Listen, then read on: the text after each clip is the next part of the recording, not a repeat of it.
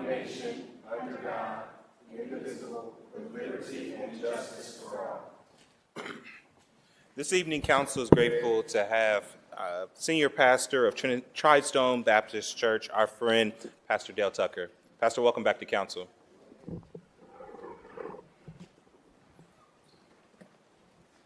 I see First Lady here as well, so good to see you.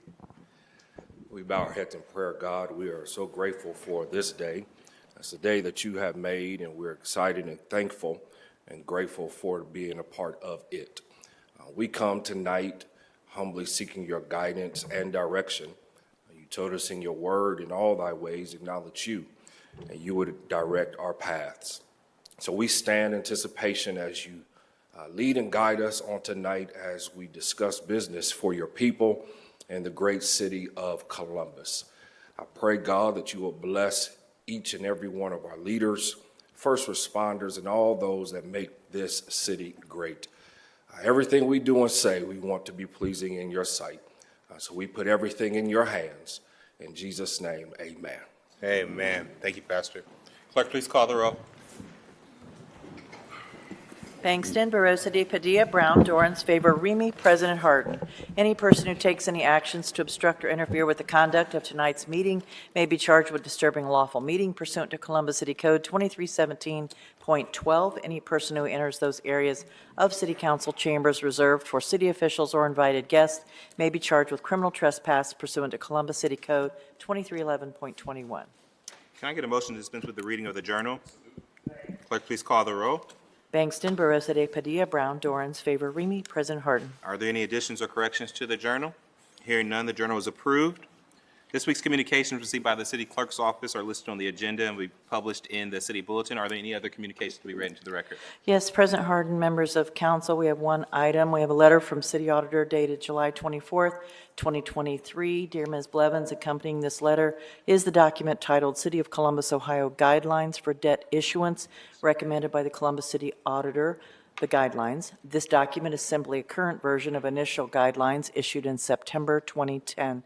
Please note that updates have been made to this document in the credit rating section due to changes in credit rating methodology and scorecard framework. In addition, minor updates have been made to the language.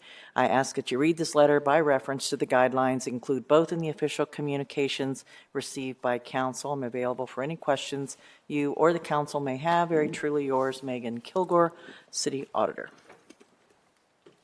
Thank you, Madam Clerk. Are there any resolutions or announcements by members of council? Starting with Councilmember Bangston. Councilmember Barosa de Padilla. Councilmember Brown. Council President, just thank you to Director Reed from Record Parks. We had a fantastic jazz and riff fest with a little bit of rain. Thank you. Councilmember Dorans. Councilmember Favor. Thank you, Council President Harden. Just one announcement and two resolutions to present. Last week marked Black Maternal Mental Health Week, a time for us to really acknowledge and understand the link between racism and negative health impacts for Black mothers. Perinatal mood disorders are one of the leading complications of pregnancy and childbirth, with these mental health conditions accounting for roughly 1/5 of all pregnancy-related deaths. Racial disparities are well documented in the diagnosis and treatment of maternal mental health issues. Perinatal mood disorders can affect any woman. However, the stark reality is pregnancy-related mental health issues are one intrinsically linked to race. Roughly 40% of Black women experience maternal mental health symptoms, a rate nearly twice that of all women. Furthermore, up to half of these women do not receive any support or treatment for mental health issues that they might experience as a result of pregnancy. These fatalities are completely avoidable. We as a community must work towards uplifting those who need our help the most, especially expecting new mothers. I urge everyone to take the time to recommit ourselves to the cause of health justice and continue advocating for those who are too often marginalized in health care spaces. I would also like to acknowledge that we do have a new director for Celebrate One, Ms. Danielle Tong. Director Tong, I hate to put you on the spot, but if you'd like to just make any brief remarks around Black Maternal Mental Health Week, or just the work that you're excited about working on as the new director for Celebrate One. Thank you so much, Councilmember Favor, for the opportunity to say a few words. Am I still not loud enough? Okay. Is this a little better? Wonderful. Okay, thank you. Thank you for the opportunity to address you on this topic. It is definitely an important one, and one that often is under-addressed in the discussions around infant and maternal mortality rates. We hear a lot around housing, which is incredibly important, and all other physical needs, but mental health often goes under-diagnosed and under-treated. And so that's really important to this work. Thank you for highlighting it. It's one of the things that Celebrate One hopes to lean into under my leadership, and I'm very excited to be able to do this work. It's personal to me, and it is personal to my family. Thank you for the opportunity to speak. Thank you, Director, and we are incredibly excited to have you on board. Tonight, I have Resolution 147X-2023 to celebrate the grand opening of Resolve Fitness and note the importance of physical health to overall well-being. On Saturday, July 8th, Resolve Fitness celebrated the highly anticipated grand opening of its facility downtown Columbus. Resolve Fitness, a locally owned urban gym, features over 10,000 square feet of workout space, with fitness offerings including boxing, weightlifting, cardio, and cycling, and aims to create an accessible, community-driven space where health and wellness thrive and members leave with a memorable experience. Physical health is a critical component of any individual's overall well-being, with poor physical health linked to numerous negative health impacts, including higher rates of chronic disease like high blood pressure and heart disease, and even increased risks of certain cancers. As such, we must, as a city, continue expanding public accessibility to high-quality fitness facilities as a matter of both public health and quality life. Unfortunately, Luwan Coleman was unable to join us today. It was incredibly important for me to acknowledge this momentous occasion for him as a client of the gym, but also Mr. Coleman represents the lifeblood of Columbus, which are our small businesses. And we, through the leadership of Councilmember Bankston, have done a really great job of highlighting how incredibly important our small businesses have been to Columbus bouncing back after the pandemic. And so we want to do what we can to continue to highlight these businesses that have based their work in community and continue to make sure that we are a healthy group of people in the city of Columbus. So thank you, Mr. Coleman, for the work that you have done. With that, I'd move for adoption. Clerk, please call the roll. Bangston, Barosa de Padilla, Brown, Dorans, favor, Remy, President Harden. Adopted. Thank you. Next, I'd like to invite the National Coalition of 100 Black Women to the podium as I read Resolution 148X-2023 to designate July 27, 2023 as Black Women's Equal Pay Day in the city of Columbus, and recognize the work of the National Coalition of 100 Black Women Incorporated Central Ohio chapter. On average, Black women make 58 cents for every dollar earned by white men, a discrepancy that means Black women make a little over half of what their white male peers earn while doing the same job. This pay inequity can cost Black women up to $900,000 in lost earnings over the course of a 40-year career, thus worsening our already stark wealth gap and reducing their financial agency. Black women are faced with a unique burden. They are impacted by both a pervasive racial income gap and gender-based disparities. This impact was only worsened by the COVID-19 pandemic, in which Black women have shouldered a disproportionate share of the burden. In 2020, the unemployment rate for Black women peaked at 16.6%, and in August 2022, that rate decreased to 5.9%, 2.8 percentage points higher than their white male counterparts. This pay inequality has a multitude of secondary effects, including food insecurity, the perpetuation of the racial and gender wealth gap, financial precarity, and housing insecurity, And the City of Columbus has taken strides towards addressing the pervasive income inequality, with the Columbus Women's Commission hosting a Black Women's Equal Pay signing event on July 27th to secure commitments from organizations across the city to work towards eliminating pay disparities among their workers. However, this issue requires partners from across the community, and the National Coalition of 100 Black Women Incorporated Central Ohio chapter has proven itself as a key advocate of Black women and girls, dedicating itself to the mission of promoting leadership development and gender equity in the areas of health, education, and economic empowerment. Today, we have Ms. Tracy Hurd and Linda Caney with the National Coalition of 100 Black Women Incorporated Central Ohio chapter. They're going to provide us with a few remarks. Thank you, Council Member Favor, for this honor. Good evening, President Hardin and Council Members Favor, Bankston, Dorans, DePadilla, Brown. The National Coalition of 100 Black Women Incorporated, as represented by many of our members who are here with us this evening. We're not 100 yet, but we're getting there. We are proud to accept the resolution for Black Women's Equal Pay Day on behalf of all Black women in Columbus. Each year, the date for Black Women's Equal Pay Day changes. It changes because it always takes Black and brown women extra days to attain parity with our white counterparts. Based on census data from 2022, the wage gap for Black women compared to non-Hispanic white men is 67 cents for full-time, year-round workers and 64 cents for all workers, including part-time. Racism and sexism have shaped the structure of our economy, our laws, and our policies. As a result, pay discrimination and occupational segregation have long inflicted harm upon Black women in the workforce. The need for equal pay, higher pay, and paycheck fairness is urgent.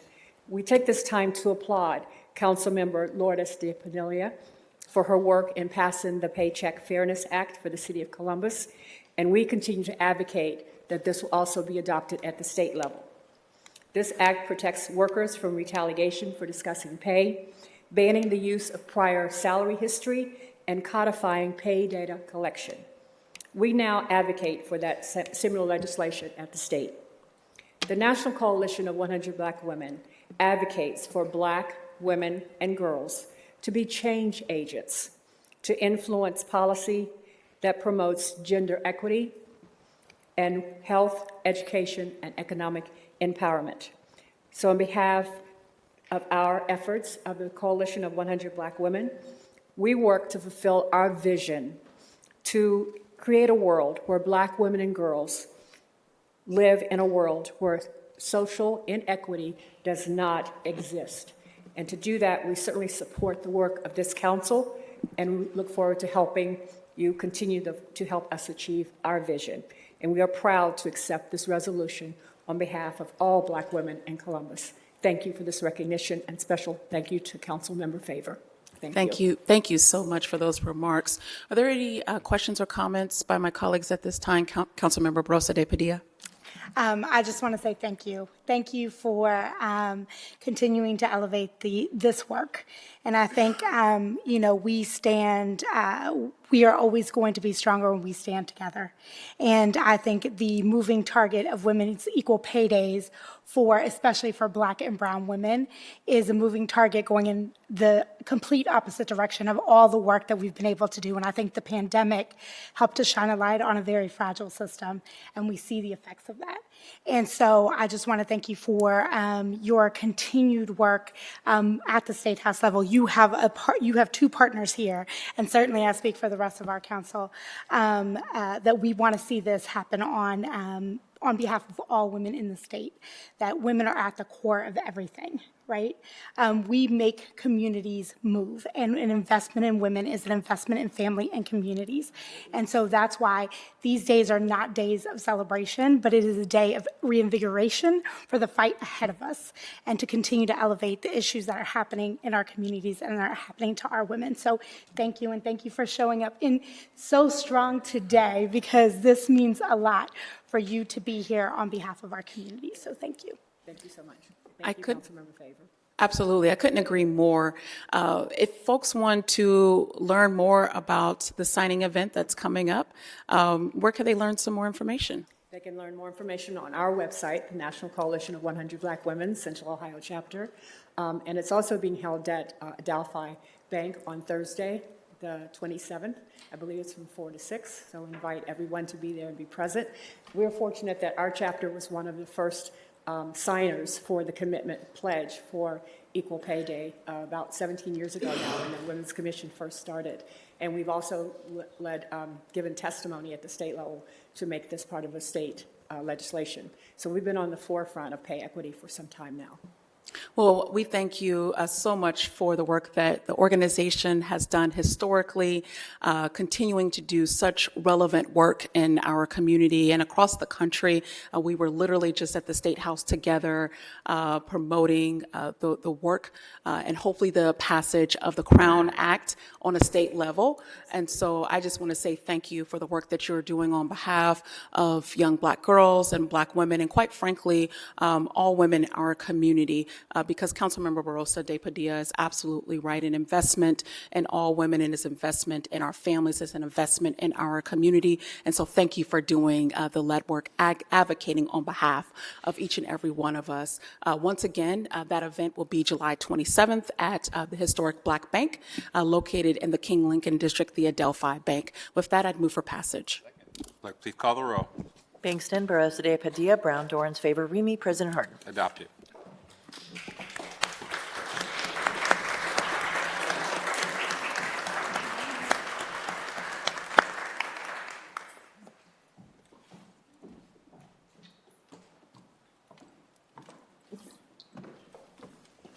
Thank you. That's all for me. Thank you, Councilmember. Councilmember Remy. Thank you very much, Council President Harden. I have one resolution this evening, Resolution 144X 2023. I'll invite Lieutenant Kincaid and the folks from the Wyland Park Association, Lisa Diefendorfer, all of you to the podium as I read through this. To recognize the 40th Annual National Night Out and commend its Columbus area sponsors and participants for their dedication to crime prevention and community building. The 40th Annual National Night Out, occurring on Tuesday, August 1st, 2023, is sponsored by the National Association of Town Watch and locally sponsored by the Department of Neighborhoods. National Night Out, established in 1984, is meant to increase awareness of neighborhood safety and to facilitate local cooperation and support for crime prevention, bolster neighborhood unity, and demonstrate that communities actively participate in the fight against crime. The Columbus Division of Police Community Liaison Section is deserving of special recognition and commendation for their work they do to ensure success of this National Night Out. National Night Out is only one example of their constant efforts to serve the residents of Columbus and to strengthen police community partnerships. It's a fun night. Looking forward to it. It's a marathon. I know we try to hit up as many as we can, and I think we get somewhere between 8 and 10 per night. But it is a lot of fun to see so many people out in the community to celebrate, our partnership with public safety and our community. So I want to thank you, Lieutenant Kincaid, and the rest of you for coming out tonight. And so I want to turn the floor over to you to learn more about what residents can look forward to on August 1st. Sure. Thank you, Councilmember. As you said, the event will be next Tuesday, August 1st. Hours range from 5 p.m. to 9 p.m. Our CLO has been working hard with all of our Block Watch groups, civic associations, helping them plan and coordinate their events. We've got about 80 groups that are going to be participating in the National Night Out, which will be a good turnout. We've got events all over the city. Some of those events will consist of community gatherings, cookouts, potlucks, ice cream socials. Some events even bring the bounce houses for the kids, face painting, all kinds of stuff. So it's a good night for kids as well as adults and their families. I would like to mention that last year, through NATW, National Association of Town Watch, the City of Columbus was recognized as the third most popular event nationally last year, and that is in Category 1, which consists of cities with 300,000 residents or more. So we are very proud of that accomplishment, and we look forward to building on that again this year. So with that, I say thank you for the resolution, and we're looking forward to a fun night next Tuesday. Thank you very much. Anything from you, Sergeant, or anything? No, all good. This is Sergeant Danaher, Yeah. And then we got Mark Hallenstein, who's the 4 precinct CLO. Yeah, thank you so much for coming out tonight. Again, we're hoping for good weather and looking forward to it. And so, for more information, I forget, is it on the, did you guys put it on the website or do we have it on the website? We will get it on our website, and we'll also advertise it on our social media page as well. Okay, great. Thank you so much. With that, I move for adoption. Clerk, please call the roll. Bangston, Barosa de Padilla, Brown, Dorans, favor, Remy, President Harden. Adopted.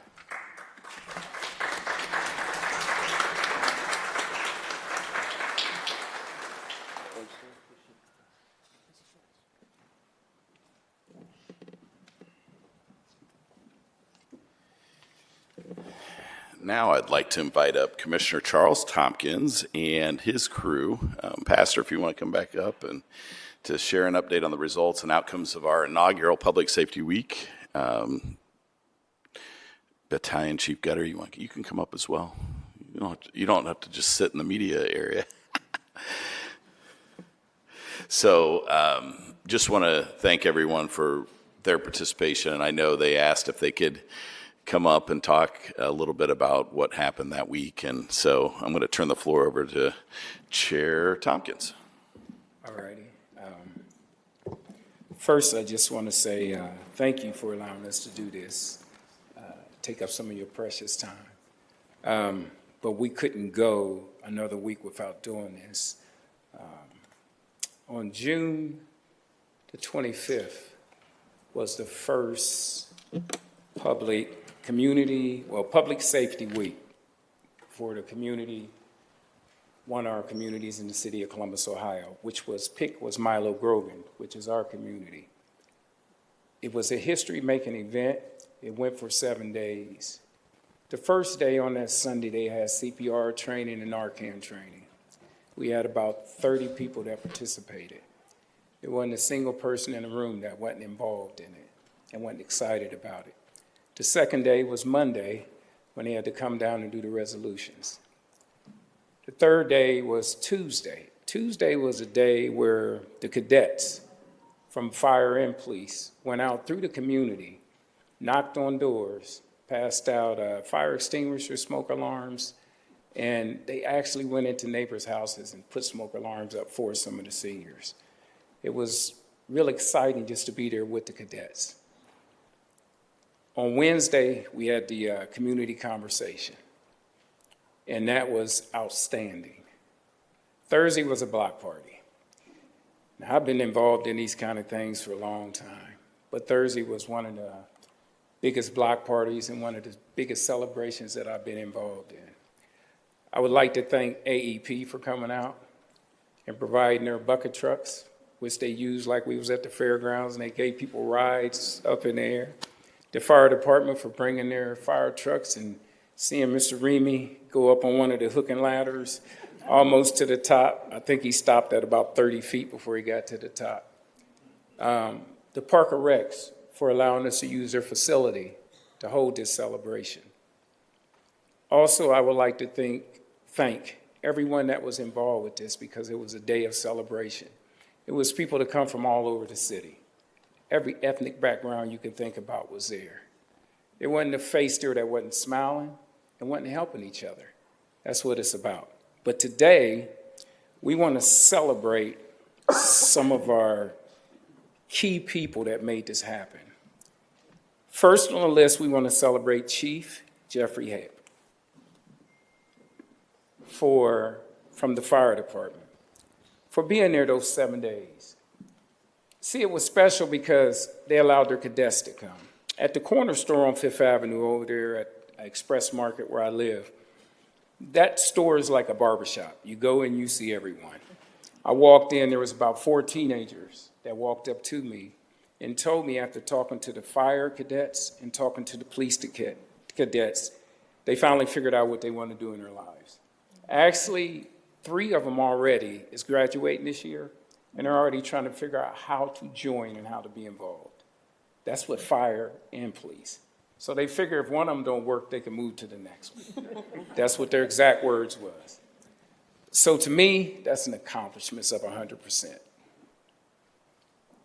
Today, we want to celebrate you all and tell you thank you for picking Milo Grogan to be this first community to let this happen in. So first we want to do the chief. We got Brian, for the chief. Now you got Chief Brian. You left it in the box? It's in the box. We're going to get it. Go get it for him. Yeah. It's got to be in here. Yeah. Second, we were going to honor Miss Chief Elaine Bryant from the Columbus Division of Police. We want to tell her thank you for everything, for her involvement, for the whole entire police department over Columbus, Ohio, and everything you all do.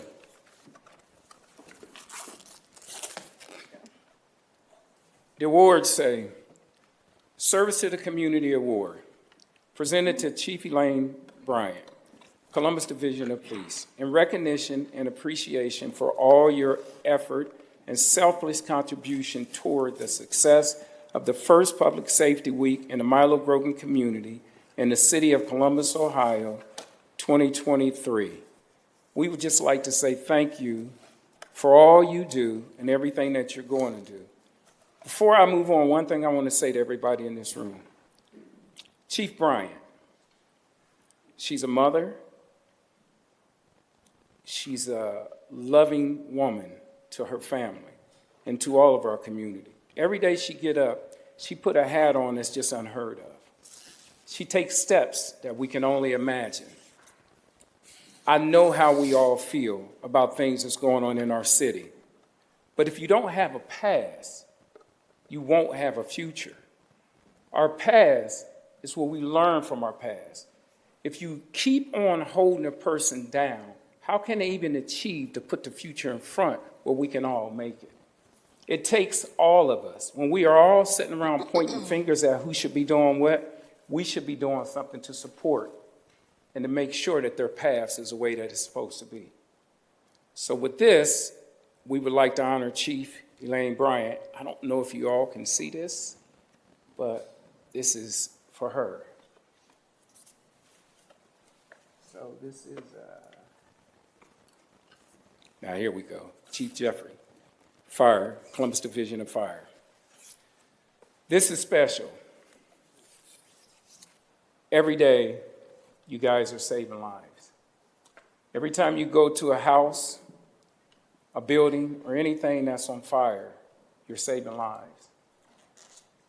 So many of you guys go unrecognized for your years of duty, but we recognize you in the community of Milo Grogan. We want to tell you thanks for making the decision to be there for us in the city of Columbus, Ohio. Thank you, sir. Appreciate you guys. Well, thanks for allowing us to serve you. Yep. Next, we want to celebrate Miss Lucy Frank, legislative aide. Yeah, is she here? Lucy, we want to tell you thank you for helping this to come together, because without you, this would not have happened, because we know how your boss do you, so. You're very well. Next, we want to celebrate Mr. Emmanuel Remy.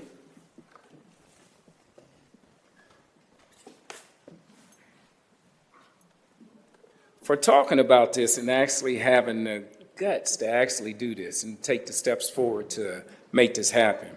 Because see, we talk about things all the time. It's when you actually take the step to make it happen, it's a success. So we want to tell you thank you too. Thank Yeah, you. yeah. Last, but definitely not least, you all have a young lady that's part of your staff now. We had the pleasure of meeting her this year, which has been a couple months now. But the real joy was when Mr. Remy called me and my wife, Melissa, and asked us to partner with them to do this.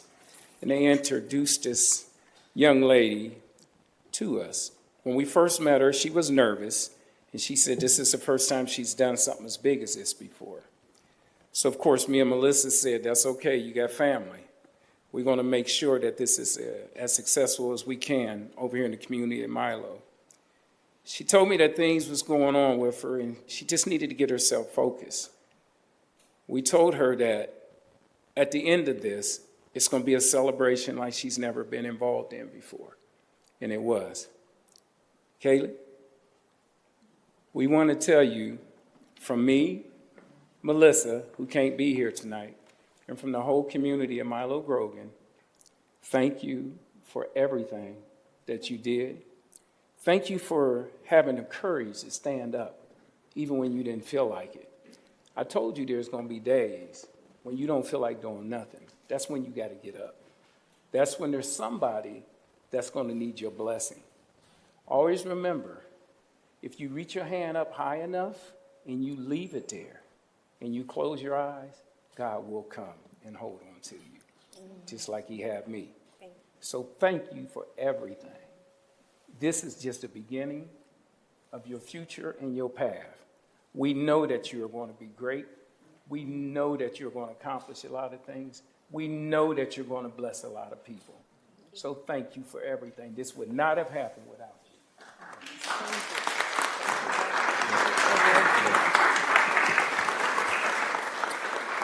With that, thank you all for giving us this time. Love you all. We love you too. Thank you. We certainly appreciate you and had a lot of fun doing it. Looking forward to next year.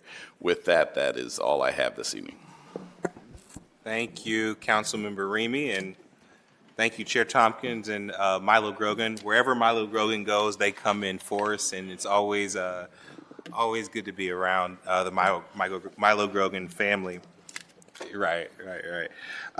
Lastly, I have one resolution, and I'm really excited about this because Councilmember Favor talked about the importance of small business earlier, but also because of the proximity in terms of working relationship, but also personal relationship of this leader in this company. So as I read Resolution 0132X-2023, I'd like to invite Rayma to come forward, Mr. Mo Wright, Ms. Tiffany Wright, and all those folks who have been a part of the amazing 20-year history of this exceptional organization. And so I have ordinance 0132X-2023, and it's to recognize the exceptional business acumen of Rayma Consulting and congratulate Rayma on their 20-year anniversary.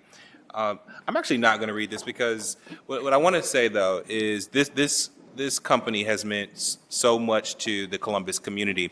I can only think of few community conversations where you need to bring everybody together. You have to get everybody at least talking to one another. From our project in public utilities to our rezoning.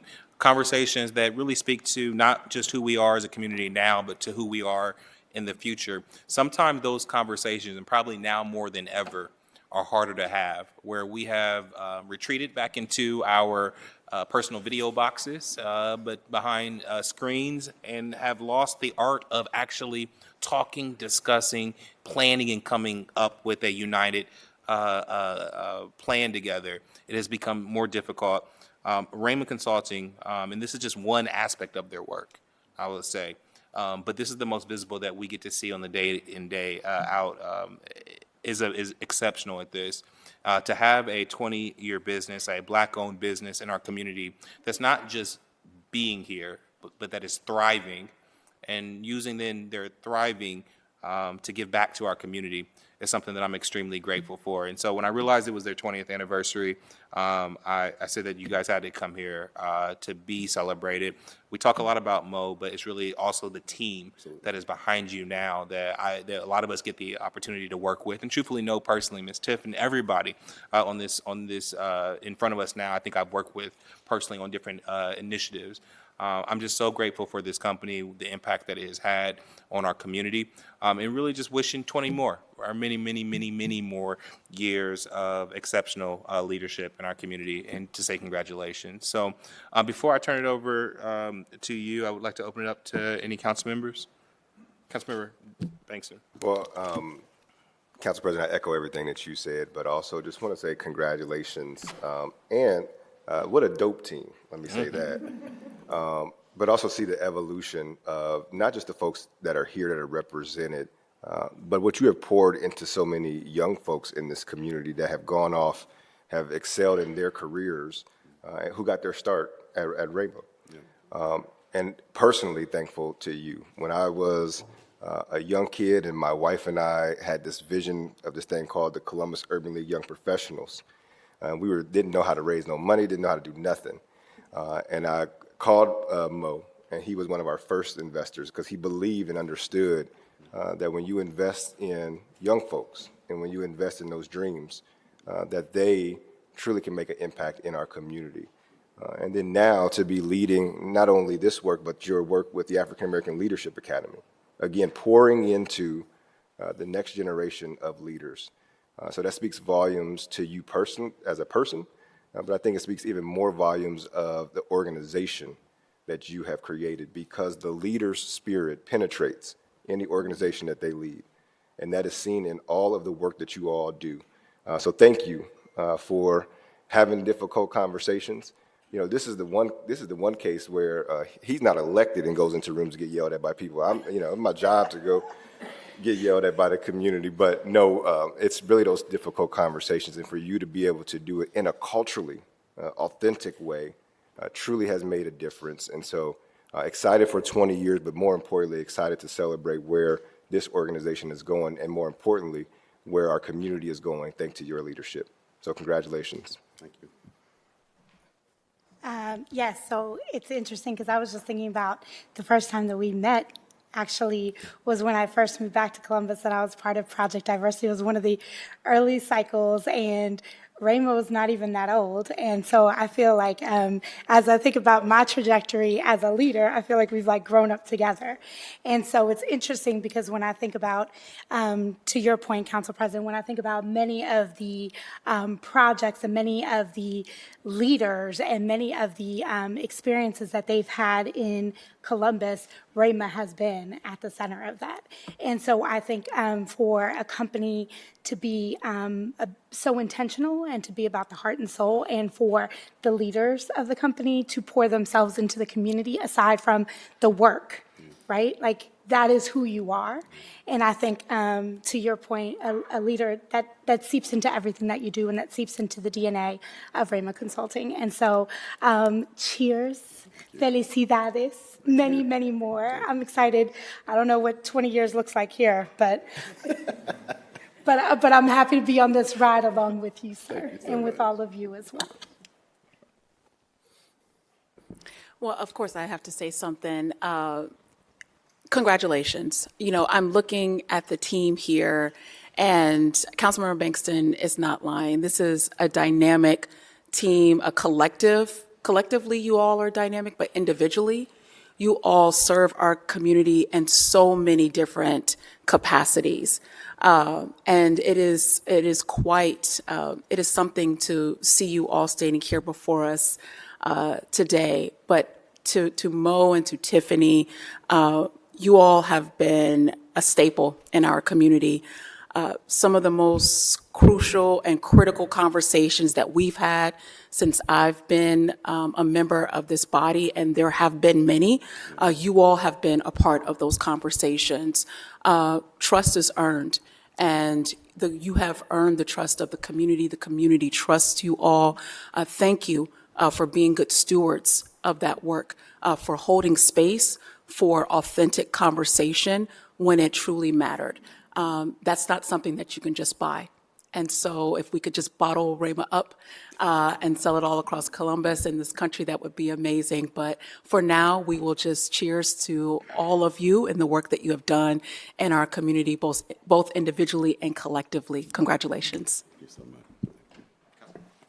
Well, congratulations. I've had the pleasure of working with you for over a quarter of the time that you've been in existence, and look forward to many more. But I know that, you're a very trusted partner when it comes to, getting the word out and making sure that, people are familiarized and certainly are messaged about the things that we're doing down here at the city. And when I think about things that come up, whether it's some blueprint and then going into zone in and all that type of stuff, I think, well, when I hear Rama's involved, then I feel relieved, or at least I know that it's going to be well managed and well taken care of. And so very excited to have our partnership together and look forward to many, many more years of partnership. So thank you. Congratulations. Thank you.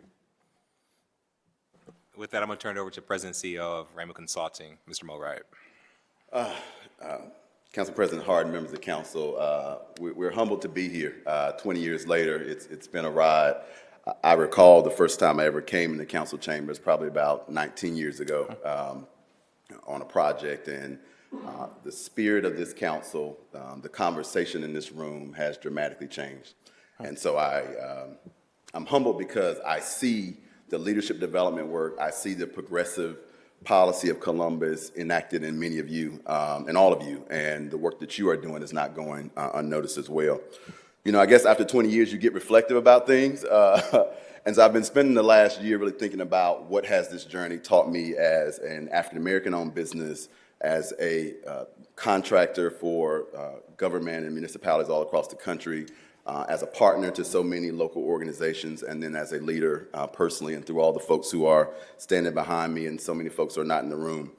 And I find myself thinking about, I love the accolades.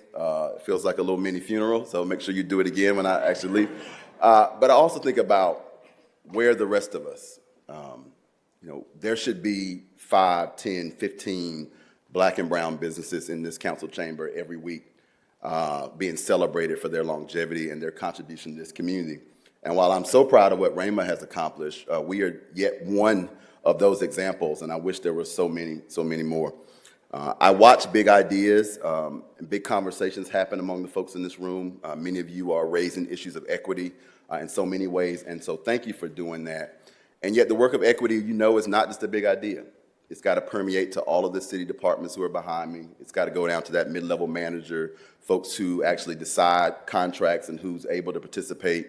That's where the rubber meets the road. And I would be remiss certainly for all the folks who don't get to stand in this space 20 years later and reflect on doors that didn't get open for them, opportunities they didn't get because bias still exists, because unfortunately, as progressive and as much as we are America's opportunity city, we still have challenges at the grassroots level, even here in city government. So I implore you to keep at it, keep pushing the envelope. I implore our team to keep you honest about how those things happen, and let's keep dialoguing together.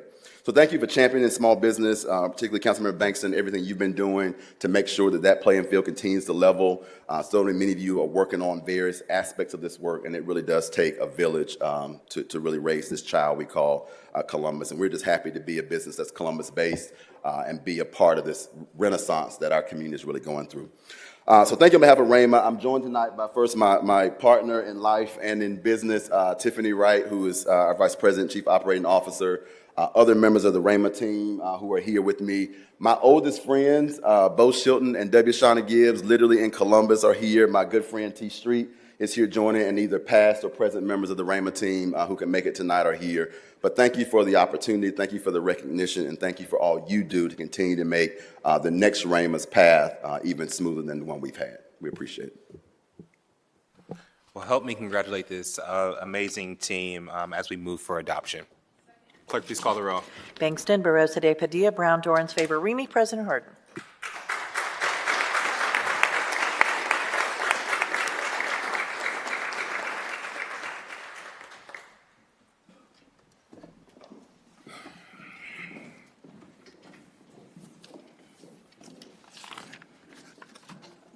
Are there any requests by, are there any comments by the city attorney, auditor, treasurer's office?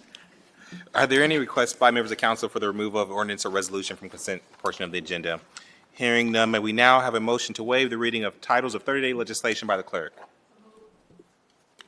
Clerk, please call the roll. Bangston, Barosa de Padilla, Brown, Dorans, favor, Remy. President Harden. Thank you. Clerk, will you now read those into the record of ordinance numbers of 30-day legislation on tonight's agenda for first reading?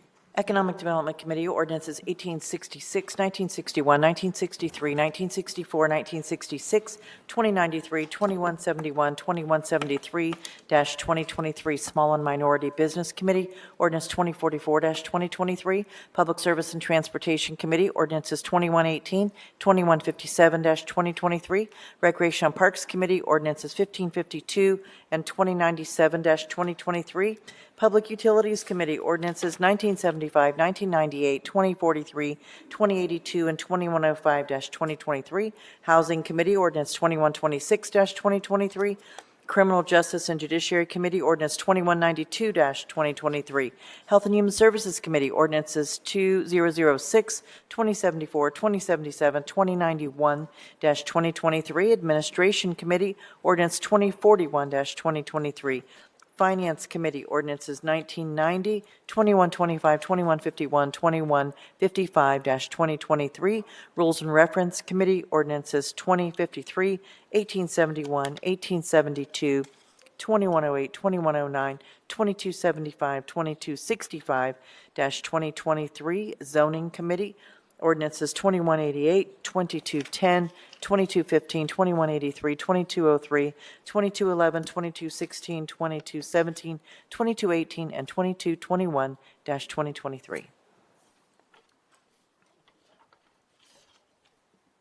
We have one speaker on the first reading portion of the agenda. Where's my speaker slip? I think that's Ms. Buffy is coming to speak on ordinance. Ms. Buffy Patterson speaking on ordinance 2109. Welcome to council. Thank you. So President Harden and members of council, my name is Buffy Patterson. I'm a real estate broker, and I also serve in a leadership role at Columbus Realtors. I am, personally, I invest in property, as do several of my clients, agents that I work with, and then also family members. And so I've been involved in some aspect of real estate for over 40 years. I'm testifying today in opposition of the proposed pay-to-stay legislation. I just want to share a few thoughts. So when tenants pay their rent late, it actually has a trickle-down effect on many people, and it ultimately creates hardships. Can you hear me? That have no relief options to housing providers. If rent is not paid as a property owner, I cannot cover my weekly, biweekly, and monthly obligations, which include paying mortgage on the property, paying insurance on the property, meeting the payroll obligations to property managers, maintenance contractors, and various other contractors that do work, such as roofing companies, HVAC, plumbing, matroncy work, and so on. All of these people are employed by those who own property, and they also have rent and mortgages to pay, in addition to other financial obligations that they're responsible for. In addition, my obligations include paying property taxes to the county treasurer, which I pay monthly, because semi and annual payments can be a huge expense if they're not properly planned for. There's also building maintenance, landscaping, and common area utilities such as water and utilities for those properties that are not single-family but are multifamily. Not meeting these obligations can result in a property owner not being able to get the services that they need due to late payments because they're not able to pay, and also result in negative credit reporting if bills are late or unpaid. When a situation gets to the point of eviction, needing to be filed, it adds additional expense and time. So attorneys have to be hired to file the eviction and represent the property owner in court.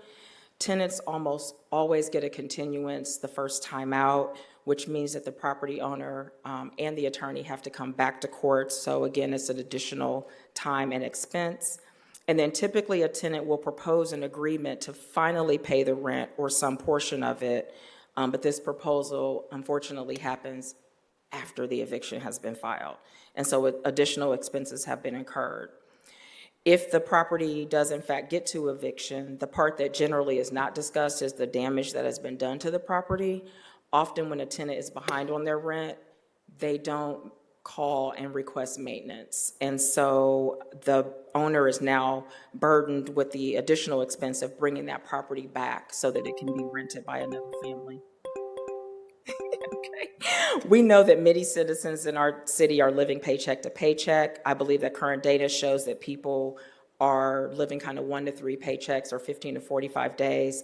That's not just for people who rent, it's also for property owners because we do have expenses. Many housing providers are not much different. Most of these homeowners don't have price breaks for legal representation because it's low volume and low margin business. I do appreciate Councilwoman Favors, the fact that you did increase the cap for late fees. I appreciate that, from $25 or 5% to $50 and 10%.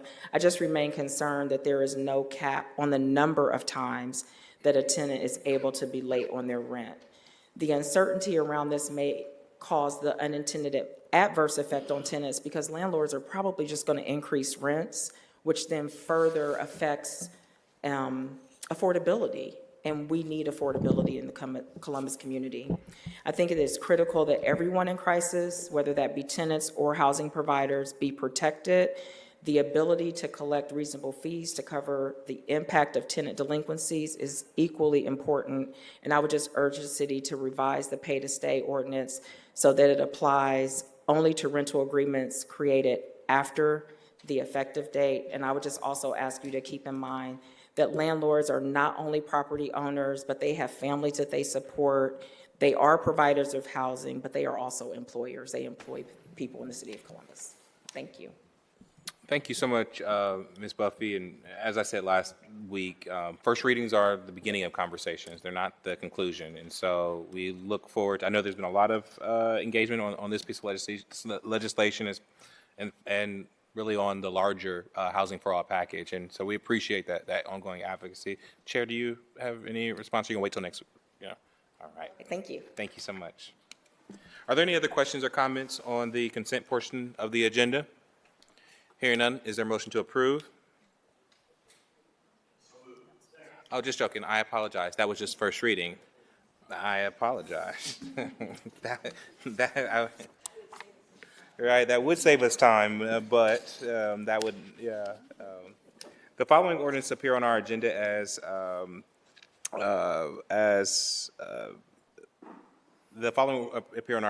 consent action. Will the clerk now read those into the record? Resolutions of expression 148X, 138X, 143X-2023. Economic Development Committee, ordinances 1818, 1822, 1899, 1900, 1909, 1916, 1988, 2000, 2001, 2014, 2128-2023.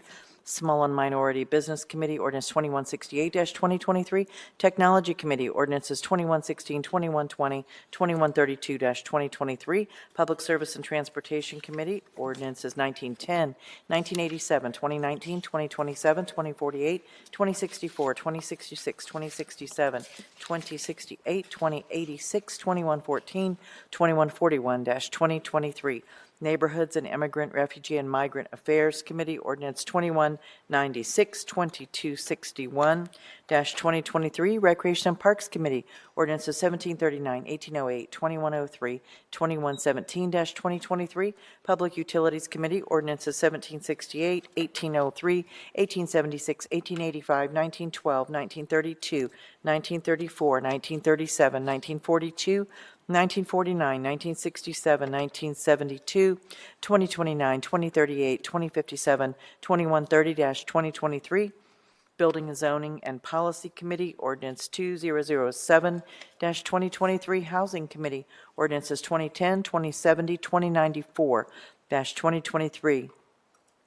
Criminal Justice and Judiciary Committee, ordinances 1905, 2170-2023. Health and Human Services Committee, ordinances 2073, 2076, 2084, 2184-2023. Public Safety Committee, ordinances 1979 and 2166-2023. Finance Committee, ordinances 1914, 1930, 1954, 2021, 2088-2023. Appointments from the Mayor's Office numbered A0, 109, 154, and 155-2023. Thank you, Madam Clerk. We don't have any speakers on the consent portion of the agenda. If there are no further questions or comments on the consent portion of the agenda, is there a motion to approve? Is there a second? Second. Clerk, please call the roll. Mr. Bangston? Yes, with the exception of ordinances 2070, 2170, 2076, and appointment 0109-2023, from which I'm abstaining. Ms. Barosa de Padilla? Yes. Mr. Brown? Yes. Mr. Dorans? Ms. Favor? Mr. Remy? President Harden? Yes. The consent portion of the agenda is passed with noted exceptions. We'll now proceed with second reading of 30-day postponed and emergency legislation. The first committee to come before council is Economic Development Committee. Committee chaired by Councilmember Bankston. Councilmember, the floor is yours. Thank you, Council President, and just want to say to everyone, we have a jam-packed agenda here in economic development this evening, so want to thank everyone for bearing with us. But before I read legislation, I want to say that I think what you will see tonight is our economic development strategy continuing to work. That you'll see also that we are holding folks accountable and that we take the role very, very seriously. And that also our portfolio continues to grow, I think showing the strength of our region and of our city. So I'd be remiss if I didn't thank the folks in development for all of their work and to getting us here this evening and for the continued growth of our city. So with that, first in the Economic Development Committee, for second reading, we have ordinance 1647-2023 to dissolve the enterprise zone agreement with McDaniels Construction Corp., Inc. and DE Development, Ltd., and to direct the Director of Department of Development to notify as necessary the local and state tax authorities. This ordinance and the following two ordinances are dissolutions of previously approved economic development agreements between the city and the listed entities. For those who are unfamiliar with our economic development process, annually the City of Columbus Tax Incentive Review Council meets to review all of the city's property tax abatements and tax increment financing districts.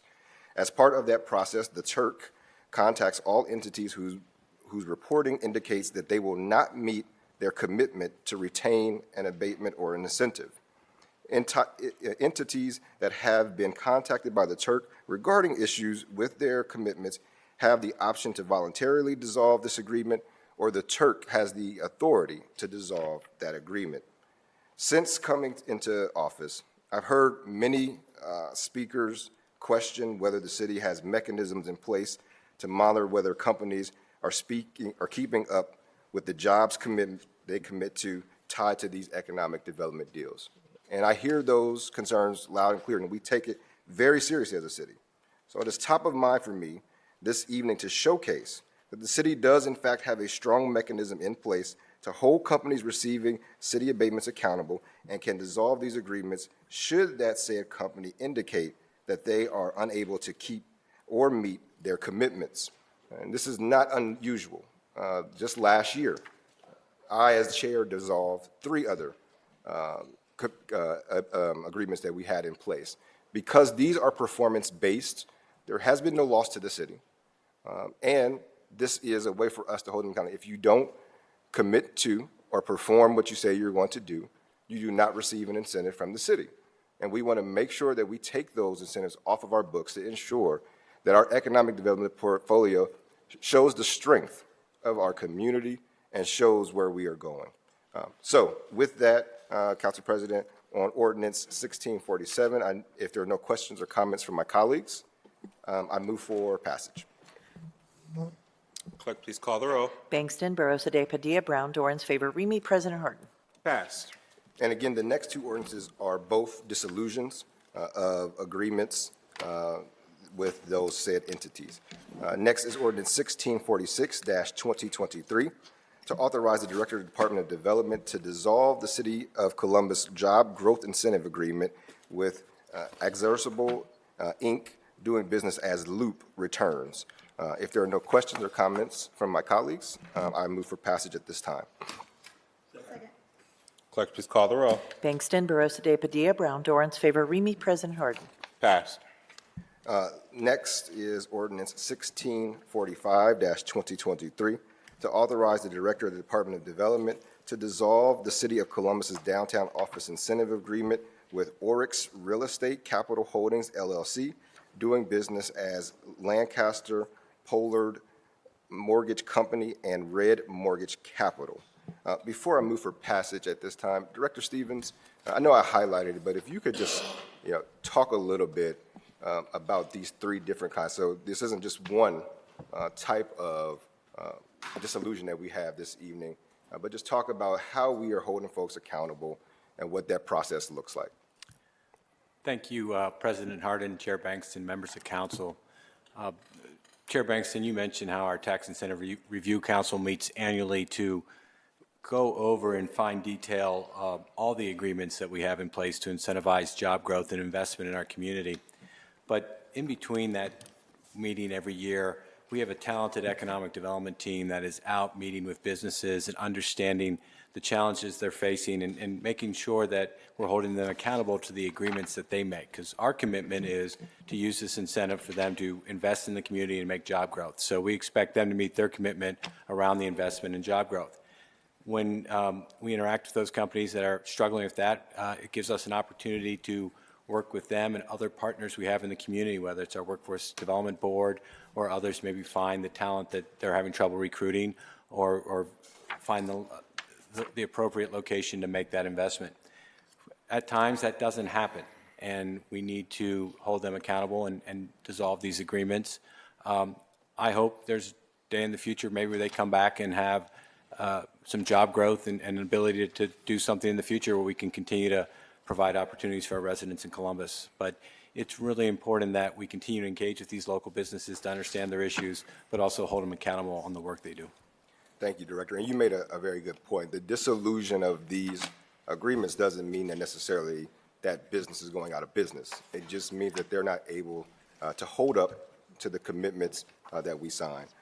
Madam Clerk, I also want to reflect that it is Ordinance 1654-2023. I misspoke. Are there any questions or comments from my colleagues?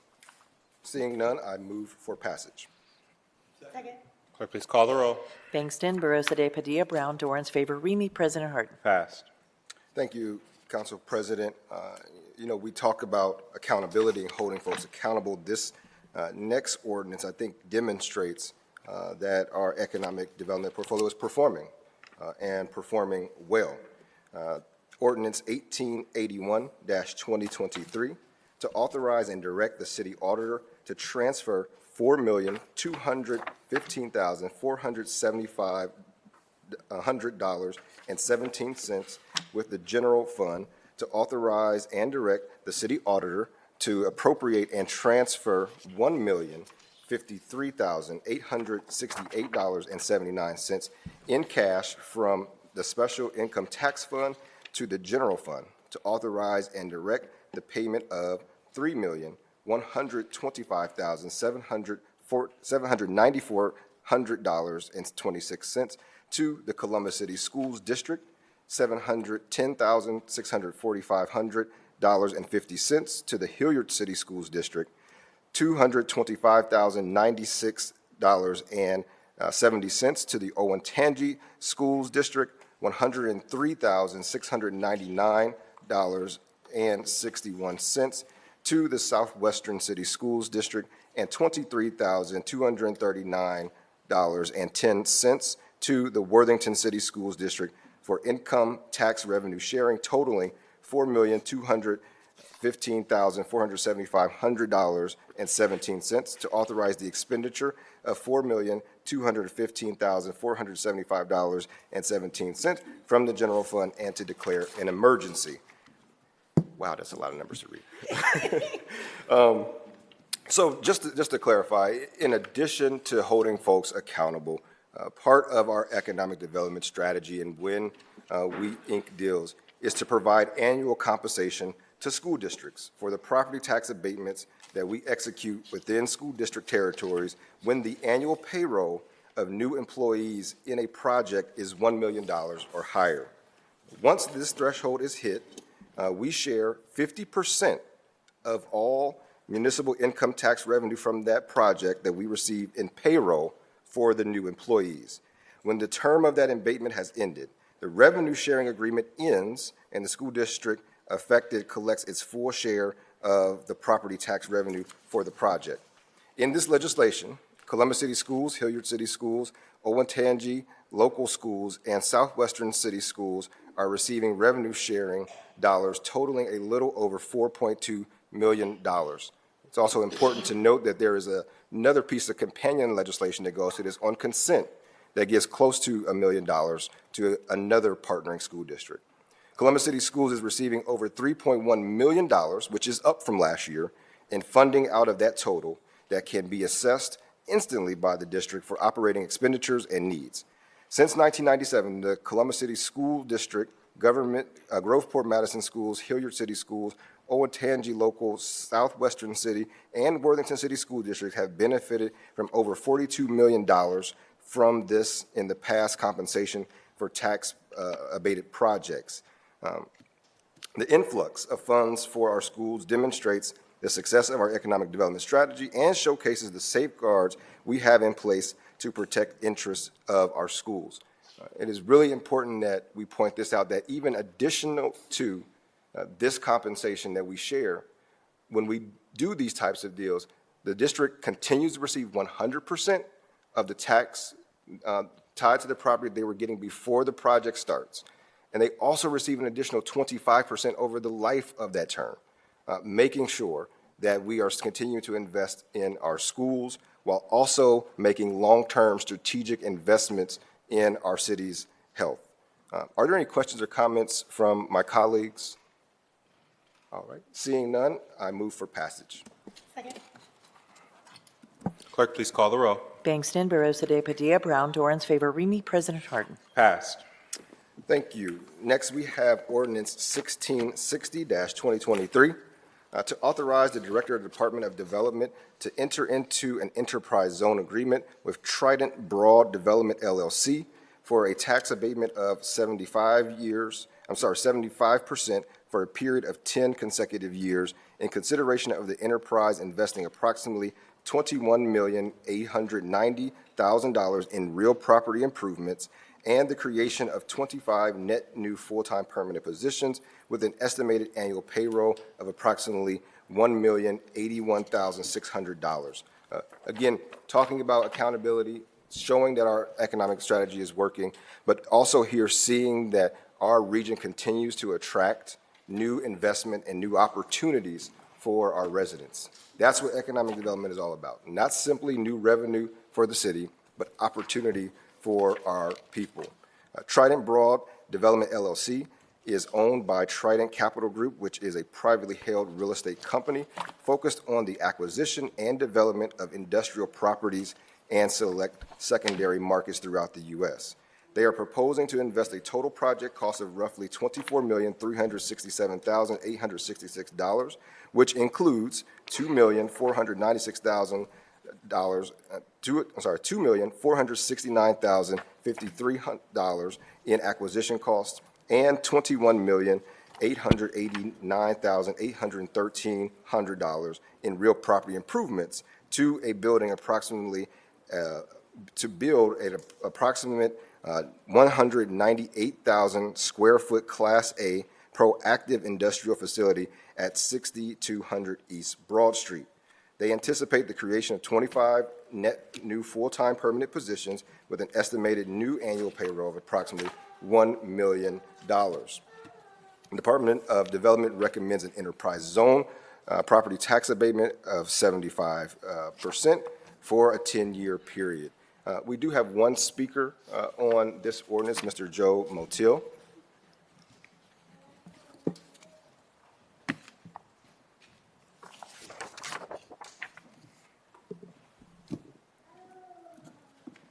Mr. Motil, welcome to council. You have 3 minutes, and you know the deal.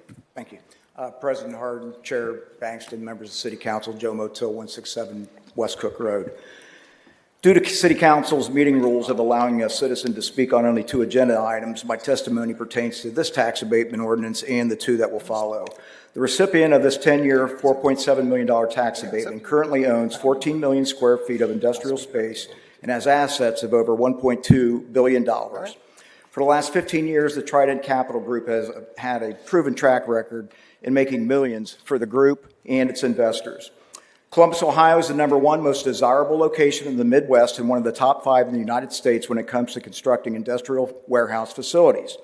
And for an additional 25 warehouse jobs that will create $27,040 of annual city income tax revenue, or $270,400 in exchange for $4.7 million of property tax abatements over 10 years, your mayor seems to think that's a bargain.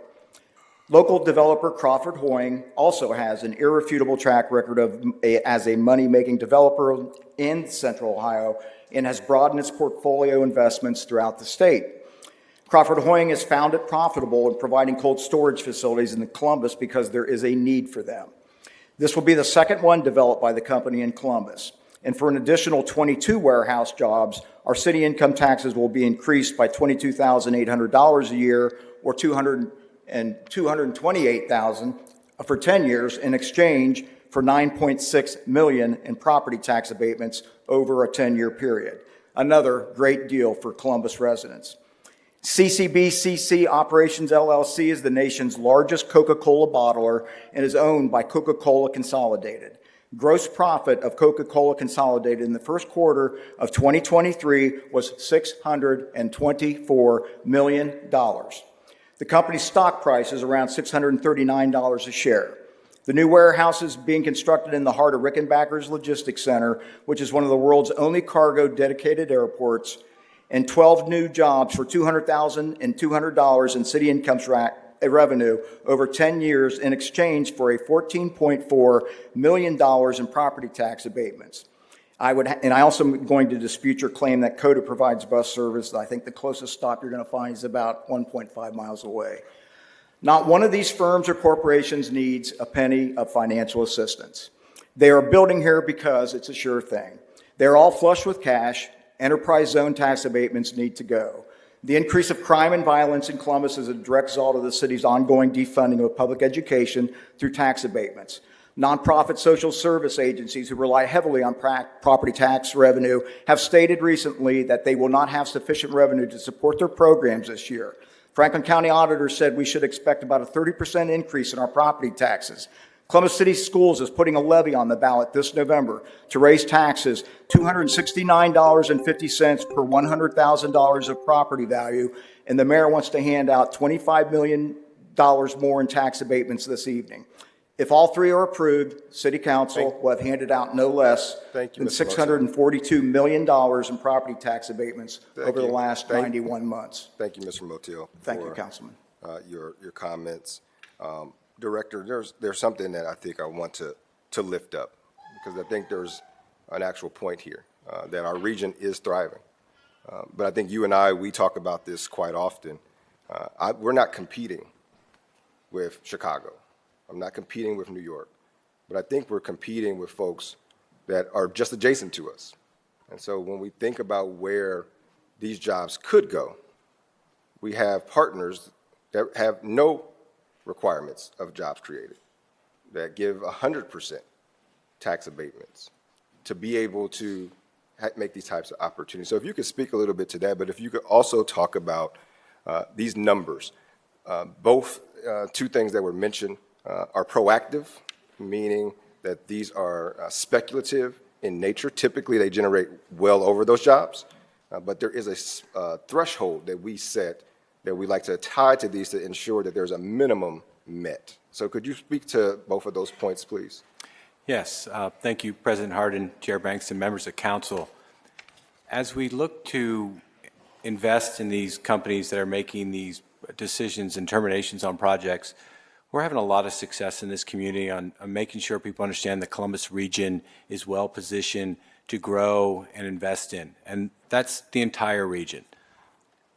When the companies decide that they want to be in the region based on some of our assets like workforce and location, they then start to narrow down to specific locations, and that's where we compete with some of our neighboring communities, as you said, Councilmember, who are offering 100-year, 100% 15-year tax abatements. We have found we can stay at a 10-year, 75% level and still be competitive because of some of the assets we have in place and some of the investments that this city council has made in the infrastructure around our community. So it's really important, though, when we make an investment like this and offer an incentive to the community, that they make a strong commitment around job creation. The state code has a very low threshold on the number of jobs that need to be created to be eligible for a tax abatement or an enterprise zone incentive. We look at the historical trend of the jobs that are created through these tools, and we give we have a formula that really establishes that number at a much higher bar than what the state code calls for. We're finding that at times that we continue to exceed that, but it's a higher threshold. And so when companies come in and don't meet that threshold, we go back to what we did earlier in the evening with the dissolution. I'd also want to point out that, these projects are going to create more than $1 million in payroll, so this is going to be additional funding revenue that we will share with the schools next year. And that school funding does not have a negative impact on their state funding formula, which I know for the school treasurers, that's very important. Yeah, and just to point out that this particular school district, which is Gahanna Jefferson, just over the life of the abatement period, will get over double the current revenue they're receiving on this empty parcel. So that is what we're talking about when we say that even during the life of this, our school districts and other taxing agencies are seeing some benefit, again, because this is a long-term strategy and a long-term investment. So thank you for that. Thank you to our speaker for speaking as well. Are there any questions or comments from my colleagues on this? Seeing none, I move for passage. Second. Clerk, please call the roll. Bangston, Barosa de Padilla, Brown, Dorans, favor, Remy, President Harden. Passed. Next, we have ordinance 1896-2023 to authorize the Director of the Department of Development to enter into an enterprise zone agreement with BGO Charter Street Storage Owner LLC for a tax abatement of 75% for a period of 10 consecutive years in consideration of the enterprise investing approximately $45,720,000 in real property improvements and the creation of 22 net full-time permanent positions with an estimated annual payroll of approximately $915,200. BGO Charter Streets Storage Owner LLC is a single-purpose entity formed to develop the lot associated with this project and is owned by and controlled by Crawford Hoying Development. They are proposing to invest a total project cost of roughly $48,500,000, which includes $2,740,538 in acquisition costs and $45,725,462 in real property improvements to construct an approximately 179,000 square foot Class A proactive industrial cold storage facility at 2865 Charter Street. The construction of this proposed facility will increase our region's cold storage capacity, further strengthening our region's competitiveness for the storage and movement of products that are temperature sensitive, such as food, craft goods, biopharmaceuticals, and cosmetics. The company estimates that this project will create 22 net new full-time permanent positions with an estimated new annual payroll of approximately $915,200. The Department of Development recommends an enterprise zone tax abatement of 75% for a period of 10 consecutive years. Again, I just want to underscore the point here about our competitive advantage. When I think about and we assess things, there's certain things that I look at. One is it diversifying our economy? And is it making us more competitive regionally? So, Mr. Motil, thank you for acknowledging that because this does make us, in fact, more competitive in an area that is continuing to grow where we were vastly underutilized. It's also important to look at the price tag of how much it costs to build these and the risk that goes involved, the risk that goes into it. And so this is going to continue to make us competitive. I know that there's a strategy to have more of these facilities, especially as we do more around the pharmaceutical area and try to gain even more jobs. Are there any questions or comments from my colleagues? Seeing none, I move for passage. Second. Clerk, please call the roll. Bangston, Barosa de Padilla, Brown, Dorans, favor, Remy, President Harden. Passed.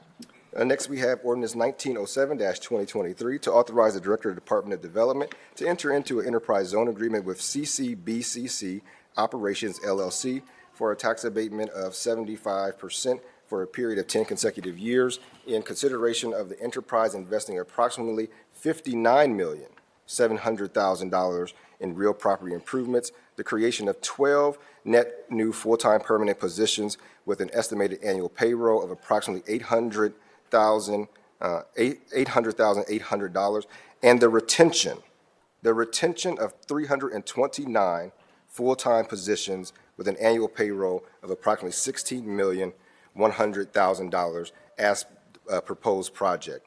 Established in 2003, CCBCC Operation LLC is a manufacturer and distributor of non-alcoholic beverages and is the largest Coca-Cola bottler in the United States.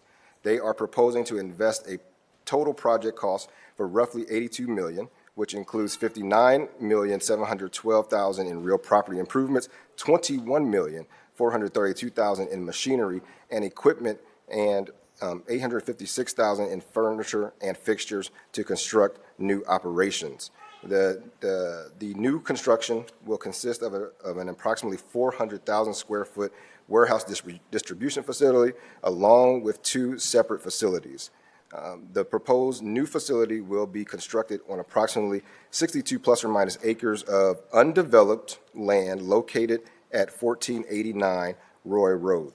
Additionally, CCBCC Operations LLC proposes to create 12 net new full-time permanent positions with an estimated annual payroll of approximately $800,800. And again, the retention of 329 jobs in this community cannot be understated. And this particular company, and we have them here to talk about us, was looking to move because the current facility that they are in is obsolete. They worked with us, and we were able to not only find them a site, but also to retain 329 good-paying jobs here in our city. When we talk about investing in capital, we pay for that with income tax. 25 cents of every dollar that we get from income tax goes to pay for the debt service of capital projects. So recreation centers, fire stations, those don't get done without income tax dollars. And so to save 329 jobs, not only to save them, but to make sure that that income comes into the city of Columbus so that we can continue to invest in our neighborhoods, I will do that all day. The Columbus City School District is estimated to receive an additional $2,278,610 over the term of the abatement and is approximated to receive $13,643,550 over a 20-year period because of this investment. With us tonight in chambers to speak on the project, we have Norm Zygots and Alexandria Gormley from Coca-Cola who are with us. Norm, there you guys are. Come on up. Norm and Alexandria. And if you could just share a little bit about this project, how we got here, and we'll try to keep it to 3 minutes since I have a lot more to go. Sure. Good evening, President Hardin, Councilman Bankston, City Council. We just want to say thank you for giving us the opportunity to be here tonight and to tell you a little bit about our company that we're so proud to represent and about this investment in Central Ohio. I am Allie Gormley, and this is my teammate Norm, and we are with Coca-Cola Consolidated, Coca-Cola's largest bottling partner in the United States. We manufacture, bottle, and distribute Coca-Cola products in 14 states, the District of Columbia, and we do it right here in Ohio. Our company's purpose is to honor God in all we do, to serve others, to pursue excellence, and to grow profitably. And for over 121 years, we've been deeply committed to the consumers, customers, and communities that we serve. Coca-Cola Consolidated has been Central Ohio's local bottler since 2017, and we currently have more than 1,750 teammates in 17 facilities across the state, and we service nearly 30,000 customers in Ohio. And as you've mentioned, our current facility we have outgrown, and we are looking and excited for the opportunity to continue to grow and invest here in the Buckeye State by expanding our operation right here in Columbus, Ohio. This nearly $100 million investment will allow us to build a 400,000 square foot facility to better serve our customers in Central Ohio and the surrounding areas. And our new facility will include a state-of-the-art distribution facility, a new equipment services building, a new fleet shop for our transportation subsidiary, Red Classic Transport. And additionally, it will house a learning center where our teammates will have the opportunity to develop and grow their skills. And with that, I'd like to hand it over to my colleague, Norm, who can tell you more specifically about the project. Good evening. Thank you, Ellie. I'd like to start out also by additionally thanking Mark Lundale and Anthony Slappy. They've been true partners in this process, offering their guidance and support. Why the tax abatement is such an important discussion to Coca-Cola Consolidated. It lets us expand and grow our manufacturing and distribution business with the city of Columbus. As a good citizen of the communities in Columbus and the state of Ohio, it allows us the continued expansion and renovation of our facilities in the city and the state. The tax abatement assisted us in the proposed expansion by allowing the company to offset expenditures related to infrastructure serving the community. It additionally helps us improve our real estate and property, including machinery and equipment used or to be used in the operation of the production or commercial enterprise to enhance economic development in this community. Importantly, the tax abatement, as Ali mentioned, will allow us to invest back in the city of Columbus, the communities, and our employees. So thank you for your time. And just to clarify, there were serious other sites at play that weren't in a different state, that were right across the street from our boundaries. That's correct. And so there was a serious opportunity of not necessarily 329 jobs being lost, but 329 jobs of income tax being lost to us as a city. So you just talk about how important that decision was to, one, want to stay in Columbus, because I know that you all came and said, we don't want to going to leave because we love this community. We want to continue to invest in it. That's correct. I think we believe very deeply in investing in the communities in which we serve and where our employees live. And when we were looking, our current facility, we have outgrown it. And our employees cannot function as well as they should be able to out of that facility, and we cannot service our customers to the extent that we'd like to be able to service them out of that facility. And so our team did start looking, and we found an opportunity that was outside of Columbus city limits. And then we met with the city, and we had a lot of conversations, and then we were able to find this site, and we were very excited to have the opportunity to develop this site and to keep these jobs right here. It was crucial for us to be able to keep our employees, to retain those employees, to not only retain but to grow, but to also make sure that they don't have to go far from where they are now.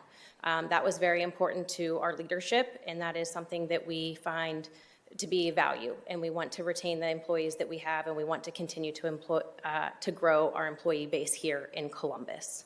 Awesome. Thank you again for your investment.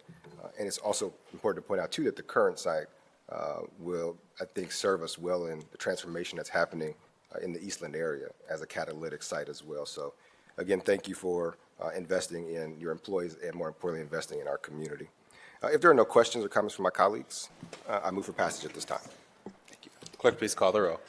Bangston, Barosa de Padilla, Brown, Dorans, favor, Remy, President Harden. Passed. And just the next piece of legislation, Council President, will be read by Vice Chair Remy.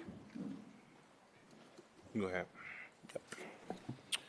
Thank you very much, Chair Bankston. Tonight I have ordinance 1901-2023 to authorize and direct the city auditor to transfer an amount not to exceed $3,191,649 within the general fund, to authorize and direct the city auditor to appropriate and transfer $797,912.25 in cash from the special income tax fund to the general fund, to authorize and direct the city auditor to make payments not to exceed a total of $3,191,649 in accordance with the Jobs Growth Incentive, JGI program for the 16 active and reporting JGI agreements for which employers have met the requirements of their JGI agreements and thus are eligible to receive their payments for tax year 2022 and 2023.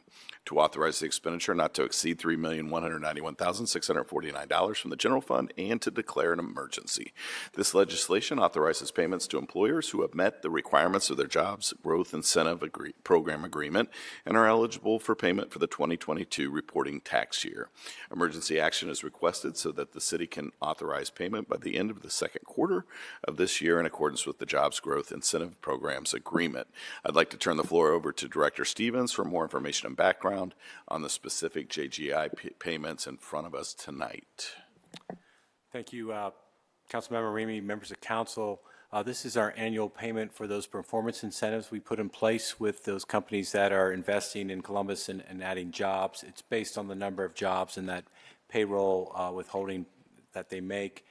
If for those who are paying attention from year to year, this is a smaller number. One of the big drivers of that is this is the first year the OSU incentive payment has rolled off and is no longer incorporated in this. But it's also slightly adjusted from some of the pandemic impact on the work from home and really the importance of having folks in the office and working not only for those jobs and incentive payments, but the economic benefit for the surrounding area is important. So we hope this tool will continue to encourage people to come back to the office. Thank you very much, Director. Are there any questions or comments from my colleagues this evening? Seeing none, I move for passage by voice. Or wait. By voice. Clerk, please call the roll. Mr. Bangston? Abstain. Ms. Barosa de Padilla? Mr. Brown? Mr. Dorans? Ms. Favor? Mr. Remy? Yes. President Harden? Yes, ordinance is passed. And that is all I have. Back to Chair Bangston. Thank you, Vice Chair Remy. Again, and as we go into this next piece of legislation, again, it can't be overstated that we are holding folks accountable when it comes to any type of incentive that you get from the city. We know that it is working, and we can see that in the investment that is going back to our schools, both by the income revenue sharing, but also by the increase in property tax that we receive over time. And then also, again, retaining jobs, continuing to build on our economic success to make sure that we have opportunities for families cannot be understated. And this next piece of legislation, I think, speaks to that transformation that we are seeing in our city. We have Ordinance 2135-2023 to authorize the Director of the Department of Development to enter into the first amended and restated economic development agreement with the North Market Development Authority, Inc., and the NM Developer, LLC, for the purpose of amending and restating the parties' understanding and agreements under the Economic Development Agreement dated September 11th, 2019, to authorize the Director of the Department of Development to enter into a cooperative agreement with Columbus Franklin County Finance Authority to finance, 1, public parking spaces in a new structured parking facility, 2, an expansion of the existing North Market building, including but not limited to interior tenant build-out, 3, a new public atrium, patio, and plaza, all in support of the North Market, and 4, site remediation, and to authorize the Director of the Department of Development to acknowledge and agree to the terms and conditions of a declaration of public parking garage conveyance for the public parking spaces. This piece of legislation tonight on the agenda, we're actually going to consider 6 ordinances that are related to the construction of Merchant Tower, or more commonly referred to as the North Market Tower. In addition to this ordinance and the following 2 ordinances, there is 1 ordinance in the Finance Committee and 2 ordinances in Public Service Committee related to the project. North Market is one of the country's longest operating public markets and has a proven track record as a small business incubator. And really excited to say that if you missed the news, just last week was named the 7th best public market in the nation. That is to be commended. In 2016, the city commenced a request for proposals process aimed at creating a sustainable long-term financial solution to support the market. This project we are considering tonight is that solution. and involves the construction of a 32-story tower and a 19,000 square foot addition to the market that includes a public atrium, a public patio, and a public plaza. It will have 174 residential units, 50 of which will be workforce housing units, with 27 of those units at 80% AMI, 23 of those units at 100% AMI. I think it is very important to point out that this project sits in the downtown CRA, which has no affordability requirement. And it is because of this council that negotiated to make sure that we had affordability into the project.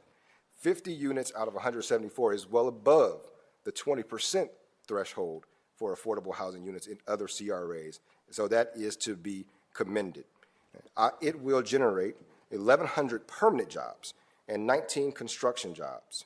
The project will also create 80 structured parking spaces available for market visitors and an additional 200 spaces for the public. This project is a perfect example of transformative power of public-private partnerships and will enhance our city's ability to serve our small businesses, nonprofits, residents, and guests. It has been estimated that this project will generate more than 500,000 new annual visits to the North Market and will boost sales by $10 million per year. 60% of the businesses currently in the market are women or minority-owned businesses, further demonstrating the city's commitment to supporting our small minority business ecosystem. This Ordinance 2135, 2023, does several things. One, it amends and restates the city's economic development agreement with the project developer and the North Market Development Authority. It also approves the public parking garage conveyance for the market and public parking spaces. And it authorizes a cooperative agreement with the Columbus-Franklin County Finance Authority for $31 million in payments broken up over 3 years. Now, we want to be really clear here and transparent that we know that this is a significant investment, but we did not want to hide that. We wanted to be transparent in that investment that we are making. And so this is what that investment will go to. Of the $31 million, $7.1 million will be allocated for the respectful relocation and care of human remains identified at the former North Graveyard, a responsibility that this city should have taken appropriate care of decades ago. The following ordinance after this 2137-2023 executes a grant agreement maxing out at $950,000 with the North Market Development Authority to financially support the current North Market merchant over 3 years to mitigate the construction impacts of their operations. The final item in the Economic Development Committee relating to the North Market is Resolution 0134X-2023, establishing the North Market's new community authority, who will manage the newly constructed public spaces. As chair of the Economic Development Committee, it is my duty to consider and challenge the merit of projects such as this to ensure that this investment will take our city one step closer to ensuring prosperity for all our residents. And this is something that we know we're revisiting because this council approved this back in 2019. But none of us could expect what has happened to the pandemic. So that is why we have fresh eyes on this piece of legislation. And with that in mind, on behalf of this body, my office led negotiation efforts with the developer that resulted in the following inclusions to strengthen this project. And I want to thank all my colleagues around this dais for helping us strengthen this deal. And as we know, in democracy, not everyone gets what they want. But at the end of the day, I feel that this is a stronger deal for the people of Columbus. When we have a commitment to the placement of local art throughout the public space of the project that will utilize local artists for that artwork. A historical marker for the North Market and the former North Graveyard, a special affordable rate for the use of the project's public spaces by local nonprofits, and a 30% minority vendor spend commitment throughout the construction of the project. And I want to thank Director Jenkins for his effort, because that 30% commitment is not just to the spend on the construction, which is $430 million. That commitment is also in perpetuity to ensure that the operations of the market when it opens keeps in mind to make sure that 30% of minority and women-owned businesses are a part of that project. So thank you, Director Jenkins. for your work in strengthening that. First time in the city's history that's been done. These additions, in combination with the transformative nature of the project, will continue to put our city on the map, improving our ability to compete for revenue-generating entertainment opportunities, conferences, athletic events, and much more. Now, I understand the sticker shock that my colleagues and also members of the community may be experiencing regarding this project. This is a significant public investment, and we do not shy away from that. That said, as a rapidly growing city, and we've laid it out in before with all of the growth that we are seeing, we have the ability to make capital investments such as this while also investing in other key capital areas. To be clear, the 2021 capital improvements budget contains $776 million in new spending. Between the 2022 capital improvements budget is $864 million in new spending. The 2023 capital budget just passed by council includes $1.1 billion in new spending. Between 2021 and 2023, council has authorized more than $183 million in spending on parks, playgrounds, bike trails, pools, and other recreation facilities for residents. Over the next 2 years, we are expected to invest a minimum of $99 million more on the same kinds of projects. This includes a community sports park, 2 new pools at Glenwood and Windsor, thousands of new trees, a new senior rec center, the Fran Ryan Center that we just passed last week, $2 million for a new park on Bryce Road, the creation of the Linden Green Mile, the Franklinton Loop, and the new aquatics center. That is what we're doing simultaneously.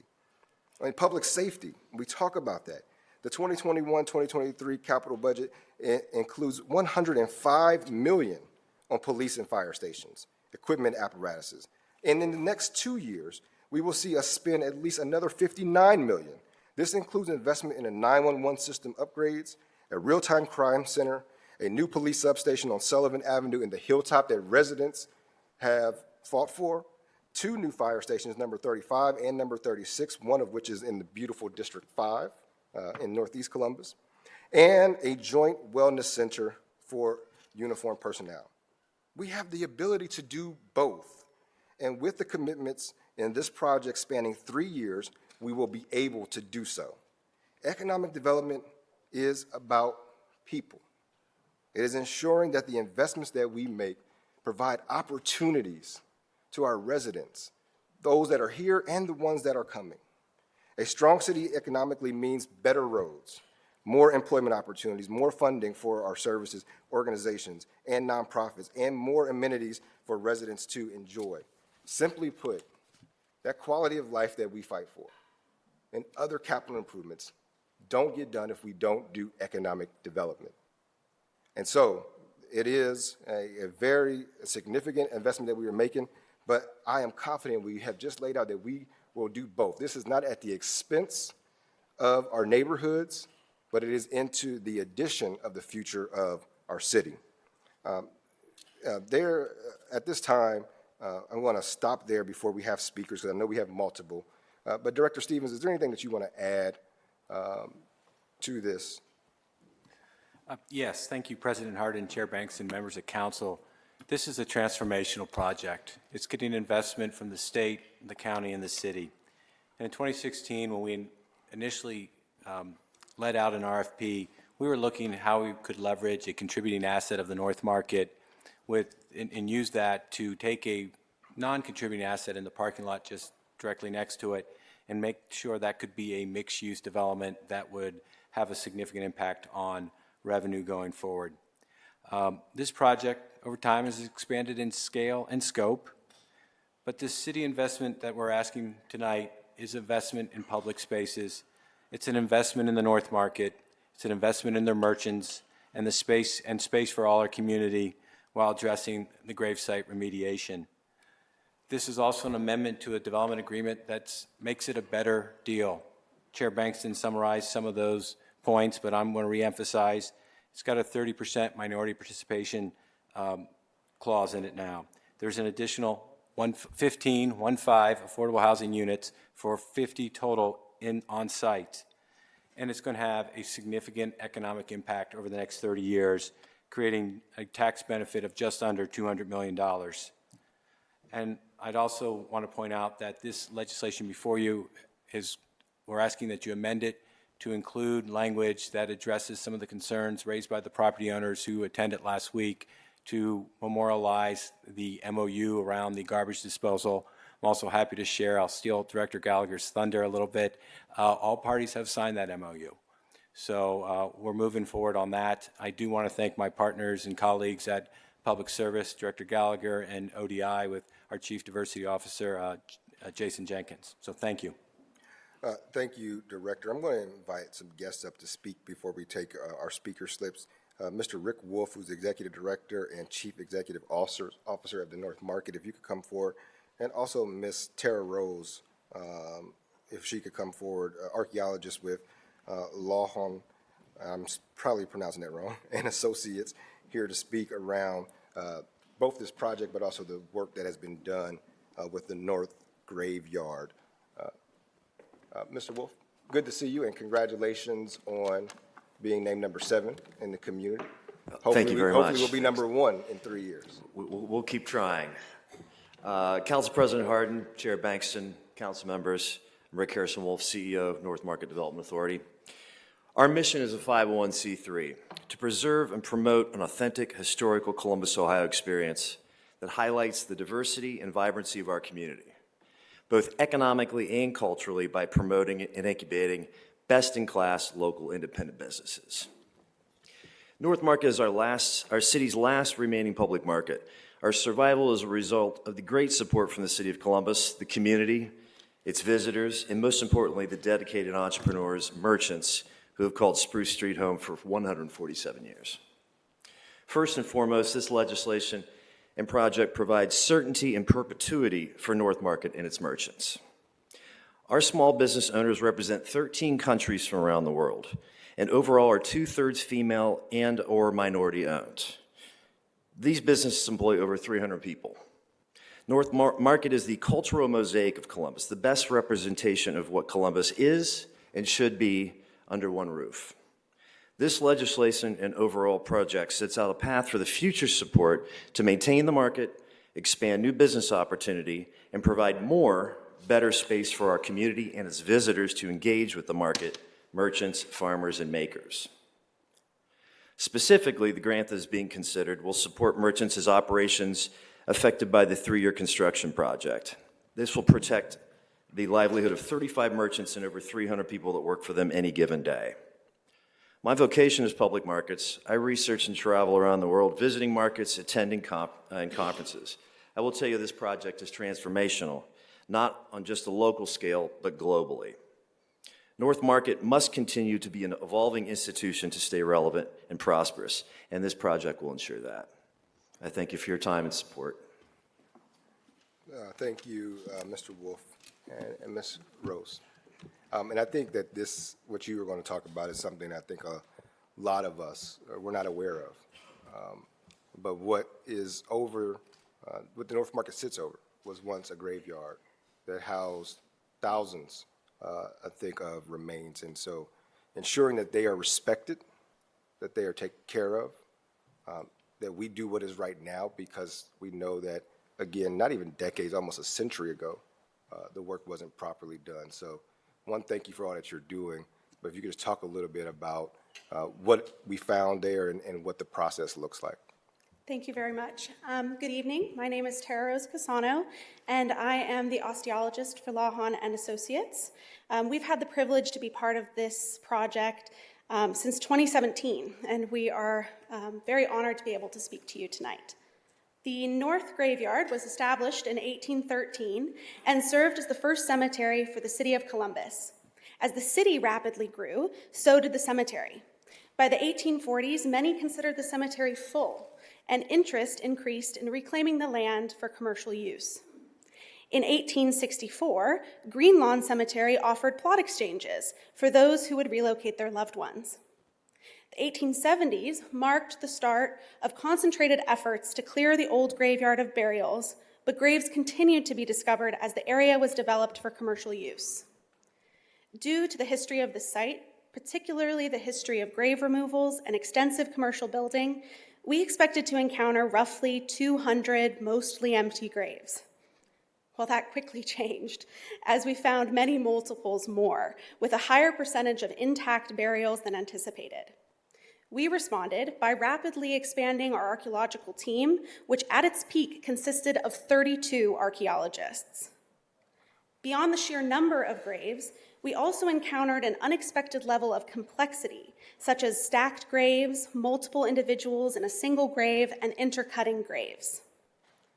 Our main focus from day one has been to approach every aspect of this project with respect and care. Excavating human remains is a painstaking process that involves gently removing dirt with porcupine quills, sifting every bit of soil through screens, and completing photogrammetry in order to create 3D models of every single grave. We do not take our work lightly. We are always cognizant of the fact that in most cases, we are the first people to see these individuals since their loved ones laid them to rest. Our work in the fields and in the lab centers on returning as much identity to these individuals as we can.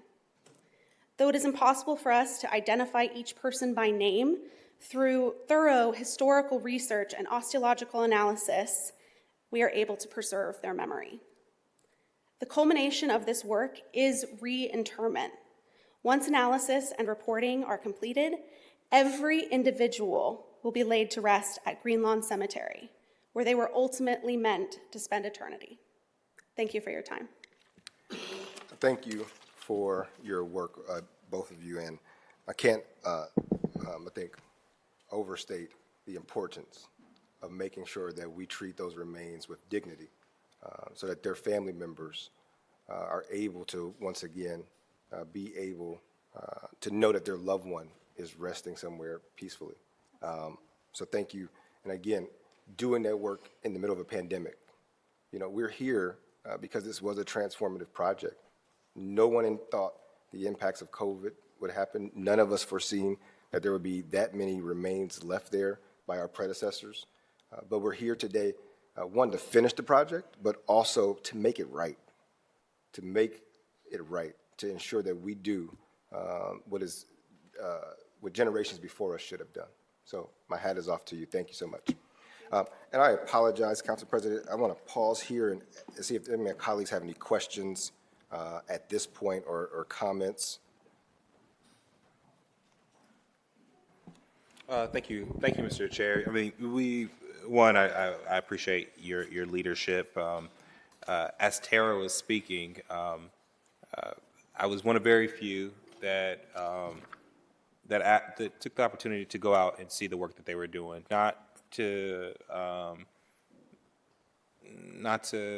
focus on the novelty of a large graveyard underneath a parking lot, but more so to make sure that our city's first residents had the honor and dignity and that it was being taken seriously. And one, I didn't recognize Ms. Tara because when I saw her out on the site, she looked very different in boots and an appropriate attire, but the care that they were giving to those residents. And what I realized after leaving there was that this was our responsibility as a city to make this right. I've been on this council long enough that there have been some remediations around that site or conversations before I got on council where it was not done right or it was done in pieces. And when I realized that we had, upwards of 1,000 of our first residents under this site, I realized that it was our current responsibility to rectify. And so I was just really grateful there. And I really don't think there could be enough said about the importance of this community today fixing that issue for our first residents. But you also spoke about, and this was not something that the speaker spoke about, but the small business component of this legislation, the 30% commitment to minority and women contractors, and I'm very appreciative of that. That's a huge deal for our community. One of the questions that I had, and I think it could be to Director Stevens, but it could also be to Director Jenkins, is how do we, through this EDA, through other actions, hold a partner accountable for that type of commitment? What does a 30% EDA or commitment to minority and women-owned contracting look like when we talk about this particularly?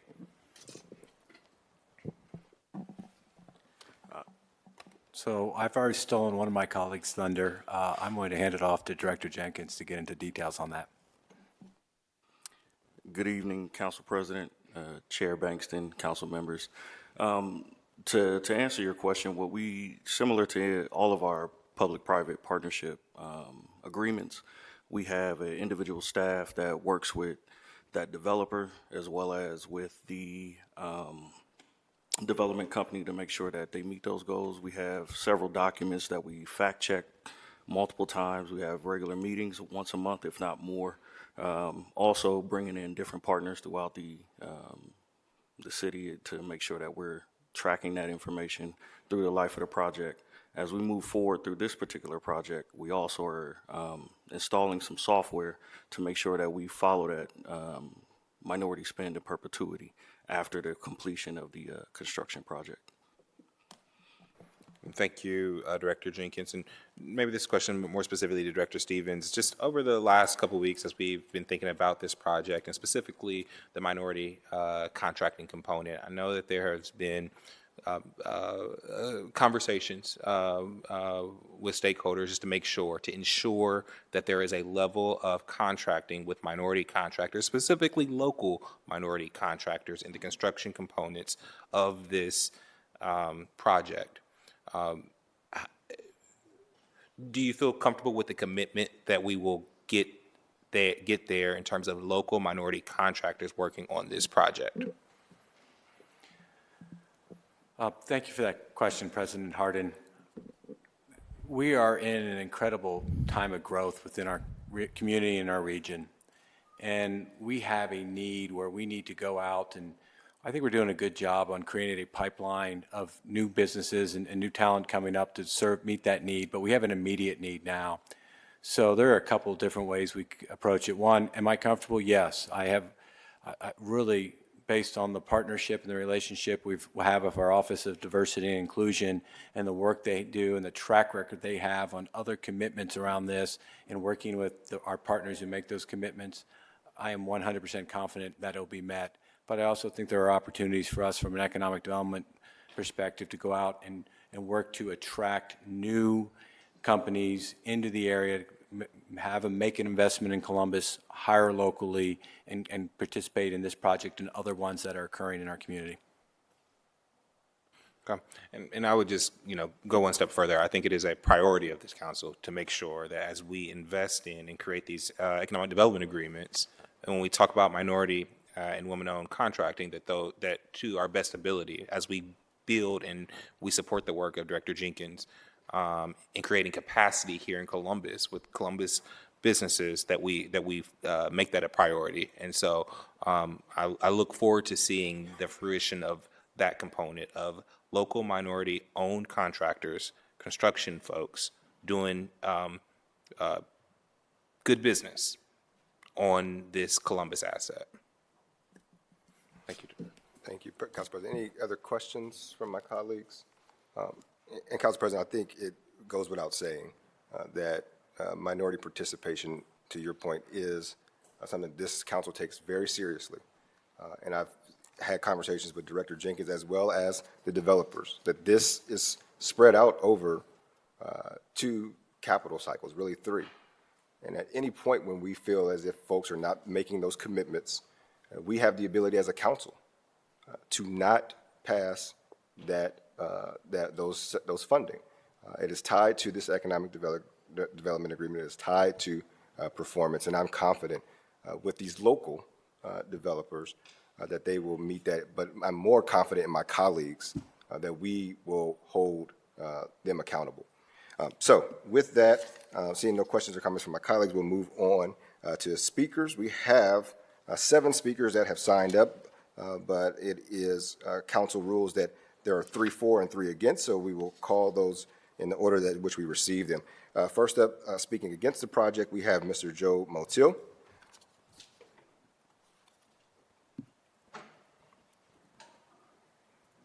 And just so folks are on deck and ready, we'll have Mr. Mohammed Hassan after Mr. Motil.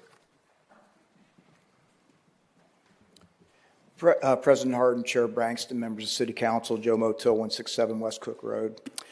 Over 6 years ago, when this project first came to light, it was announced that local developers Wood and Shift Capital Group were on board to build a $120 million 35-story tower. The developers committed to spending $100 million, and construction was to begin in the spring of 2018. That cost rose to $192 million, and now is around $345 million after a boutique hotel was added, rooftop bar, tax abatements were handed out, and more deals were being made behind closed doors. Columbus's elite establishment players and most of the media talked it up like it was going to be the project that would finally put Columbus on the map. The development director then, Steve Shoney and Andy Ginther, both disregarded the Columbus Historic Resources Commission's jurisdiction over architectural review of the building, and the HRC's concerns in 2017 over the height of the structure were ignored. But of course, the Downtown Commission that was loaded with campaign contributors, former city employees, and others would never say no to the mayor, and Shoney and Ginther made it clear that the building's height would not come down. An executive, a Schiff, even went as far as to say that the building had to be tall so people would know where the North Market was. The market has been subsidized for decades, partially due to the absence of capital reserve maintenance fund that should have been created years ago by its directors to help pay for maintenance and upgrading costs, but instead they always went straight to the city for financial assistance. Just as the developers have been doing for this project, any risk to construct this tower is being subsidized by the taxpayers. The city, county, and state have had an open checkbook for this project since day one. $31 million from the city, $40 million from the county, $34 million in state tax credit, and more. This has to be one of the largest pork barrel projects ever devised in Columbus by local politicians, special interest groups, and well-connected lobbyists. 70% of the bed tax revenue from the boutique hotel goes towards paying for a capital maintenance fund.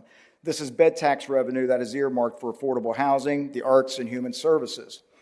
And this project does not come close to benefiting the entire community. The North Market Authority states that the North Market is, quote, a true public market and that it attracts and engages a cross-section of the community. This image of what a true public market represents in Columbus disappeared years ago. As a regular customer of the North Market in the early 1980s, I remember the ambience, affordability, and social clientele that used to be there. It has changed into more of a tourist attraction, place for conventioners to eat, and patrons who are much better off financially.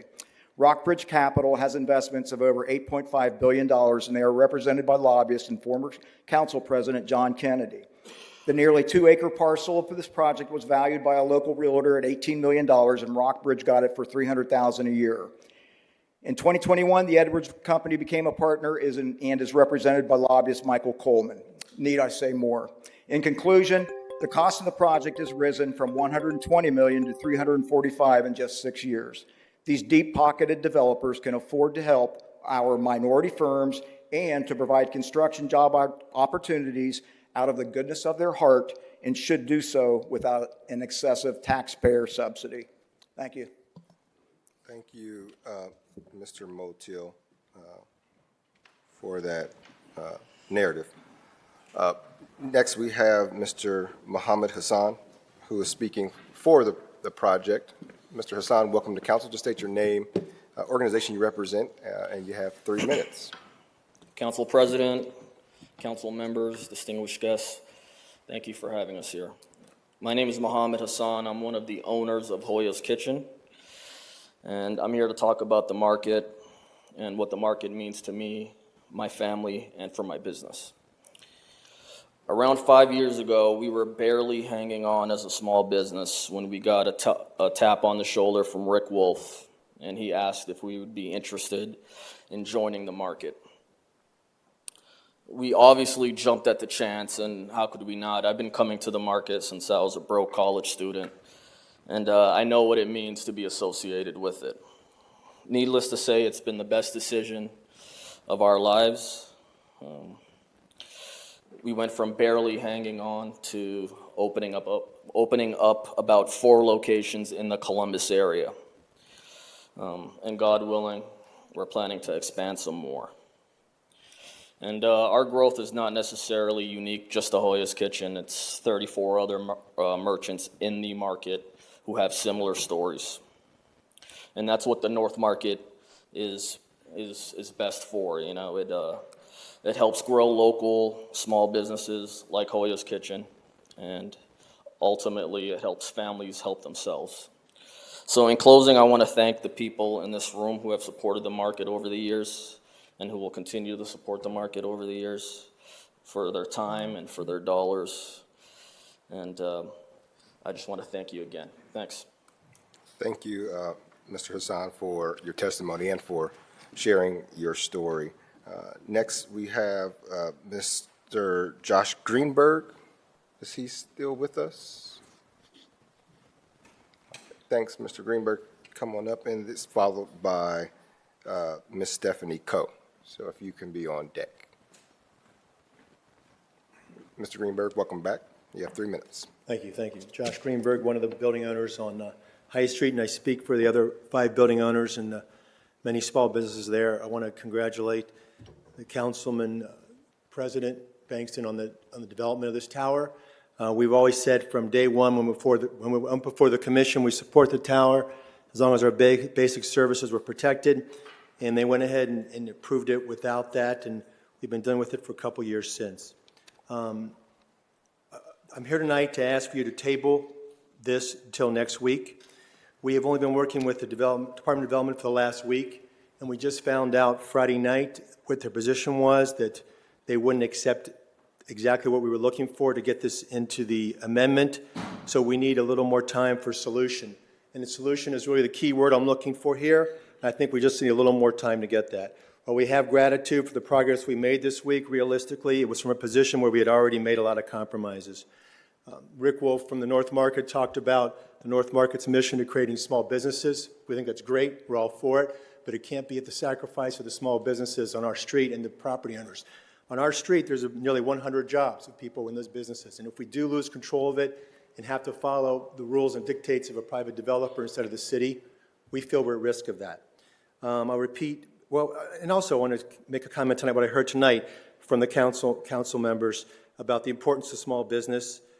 Councilman Favor talked about Resolve and how Councilman Bankston has helped, that develop that. Councilman Hardin and Bankston with the Rama Group. And so in that light, I'm here tonight again to just ask for your protection, to protect our properties and small businesses. We've made a lot of progress. And we have an MOU, thanks to Director Gallagher. And we feel if anyone's agreeable with the MOU, then we want to make it enforceable, but put it in the amendment. We didn't have time to do that, so we need a little more time. And if we all plan on honoring that, then there's no reason not to put it in the amendment. So that's it. Thank you for your time. Thank you, Mr. Greenberg. Thank you for engaging. I know that you are supportive of the project itself, but want to make sure that those small businesses are taken care of. 100%. And I know that we've updated that map for the NCA. I know it was incorrect map, as well as gotten to a good place with the MOU, and that it's mentioned in the Economic Development Agreement. So I'm confident that we'll continue to work towards it. So thank you for Yeah, all we of did your get, we advocacy. got that done. Thank you, but we really want it in there to be enforceable. Thank you. Thank you. Next, we have Ms. Coe. Speaking against as well. Ms. Coe, welcome back. Good to see you. And you have 3 minutes. Thank you. Good evening, President Hardin, members of council. I'm Stephanie Coe, 115 West Main Street, Suite 400 in Columbus. I'm an attorney with Arnold and Clifford.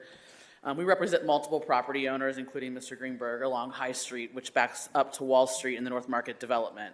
I'm here tonight to advocate for and support our clients' concerns.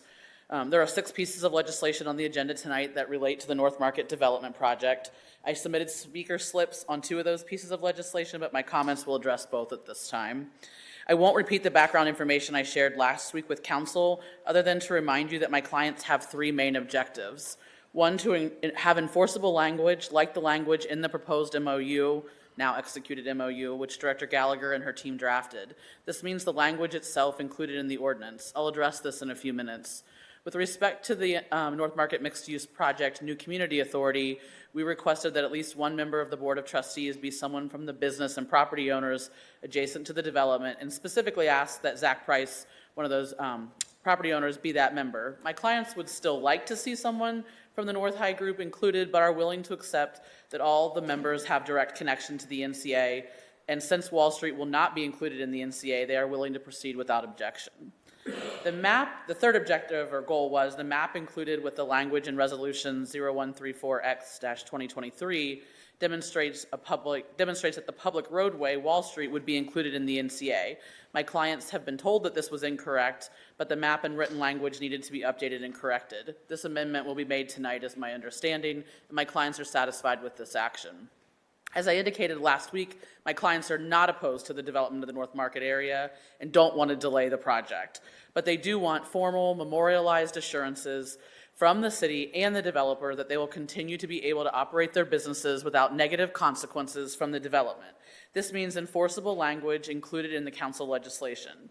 I emailed all of the council members' offices earlier today and provided proposed draft language to amend Ordinance 2135-2023.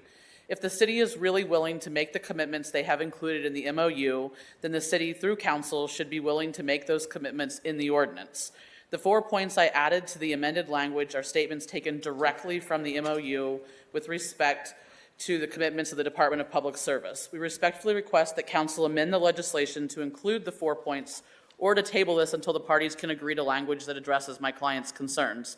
I mentioned last week that if it may appear my clients are raising concerns at the last minute or that there have been some compromises in the last week, remember, my clients have been attempting to resolve the concerns with the developer since at least June of 2021. Additionally, the 3 general requests we have made are the bare minimum my clients are willing or able to agree to. They have already given on every other concern and request that they've made. I also want to point out that we received the MOU language that was signed at 9:04 p.m. on Friday.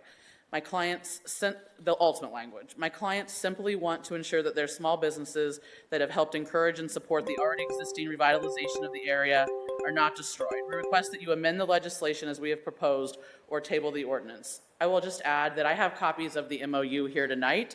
One of the options that I believe, I don't want to speak for the developer, but it was indicated to me that they would be willing to have that attached or included as part of the ordinance. So I would, my clients would be satisfied. I don't think it's ideal, but they would be satisfied if the MOU directly was included with the ordinance. I would answer any questions if anyone has any. Thank you. No, thank you, Ms. Cohen. Again, I think you pointed out that some of those issues are being addressed, and I think in good faith we are moving in that direction. So thank you again for your advocacy. Last 2 speakers, we have Ms. Tiffany Clifton, who is speaking for this ordinance, followed by Ms. Marty McGreevy, who's also speaking for this ordinance. And Ms. Clifton, thank you for your patience. I know you have your kiddos with you back there, so I have 3 of my 4 children here with me today. Good evening, President Harden, City Council members, and staff. My name is Tiffany Clifton. I represent Teltron Design Group, a minority-owned and Columbus-based technology firm. My husband is also here with me, John Clifton. I've come to you this evening to speak on the magnitude that large-scale projects like like this project that we're speaking on, the North Market project, have on our community and on small businesses like mine. Over the course of the last decade, Teltron has grown exponentially year over year. We've done this by a focus on relationship building, partnering, and by a customer-centric focus on quality. Most recently, Teltron was afforded the opportunity to participate on another large-scale project, the Columbus Crew Major League Soccer Stadium. This public and private sourced project was large in scale, and we say that because the budget on this one eclipsed almost $300 million. Teltron's role was very crucial. Our team served as the prime audiovisual contractor, charged with the task of delivering the broadcast of the technologies responsible for delivering the airing of the first game by way of ESPN on July 4th. It was a hard task, but we were able to accomplish that. We also partnered with other outfits, assisting with the network cabling needed to bring the broadband services and internet throughout lower.com, so that when you all visit, you all have access to the technology that we can no longer live without. Through participation in this project, Teltron has generated significant revenues, which in turn has allowed us to create jobs and to triple our manpower, adding jobs in our community and employing a diverse team of skilled technicians that otherwise would not have been able to work on projects like this. All who I believe in the process of working on the project understood the stakes. They understood that we had to meet a certain level of quality to ensure that their continued employment was there, and to also maintain their livelihood and sustainability of their families to whom they go home to daily. Further, I believe that they also recognize, as I did as owner, that projects like this allow us to create inroads for other diverse companies in critical areas, not just in food and in cleaning, but in critical areas, technology, that allow them to grow and just keep our community bustling. The Crew Stadium project is a great example of how, when you have the commitment of the city and general contractors, coupled with owners who are encouraging the city and who also believe in the power of diversity, that true change can truly occur. Teltron's capacity for large-scale projects can no longer be denied, and neither can the capacity for the other 80 or so, businesses who also had the opportunity to participate on this project. Teltron is excited for the future of Central Ohio and for the North Market. Moreover, we are hopeful that just as successful as I see the Columbus Crew project being, that the North Market project is also as successful. However, we all know that it will not happen by happenstance. It'll take the commitment of the mayor, of council members like you, the city of Columbus, and other contractors and the owners to make sure that the commitments are met. I heard Council Harden talk about how do we hold them accountable for making sure that these commitments are met. I'm holding you all accountable for making sure that those are met. Because in order for the change to really occur, and for businesses like mine, small businesses, women-owned, small minority businesses to grow, this will have to be met. The disparity exists within the minority community, and I'm tasking you with that. In close, I heard Mr. Stevens mention that there will be efforts just due to the large growth that we're seeing in Columbus to recruit other businesses outside of Columbus to come in and to take on some of this scope. The businesses here have the scope, we have the capacity, and we have the skilled technicians and workforce to complete this project. We do our city a disservice when we focus more of our efforts on recruiting outside as opposed to using the talent that we have within. Thank you so much for your time and your patience with me tonight, and have a good evening. Thank you for your testimony, Ms. Clifton, and also for sharing your story. It's very, very, very powerful. Thank you. Last but not least, we have Ms. Marty McGreevy, who is speaking for Ordinance 2135. Ms. McGreevy, welcome to council, and you have 3 minutes. Council President Harden, council.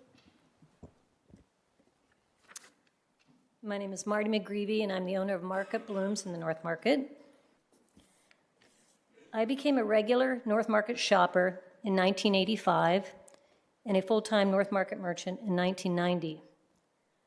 For 5 years, I observed the way these merchants carried out commerce, and it made me want to be a part of this special group. Inez Luzignola, the produce woman, would slip an extra tomato in your bag after purchase with a smile and a wink.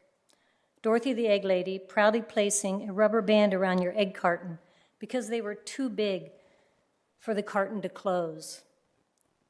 And she then boasted, they'll probably have double yolks.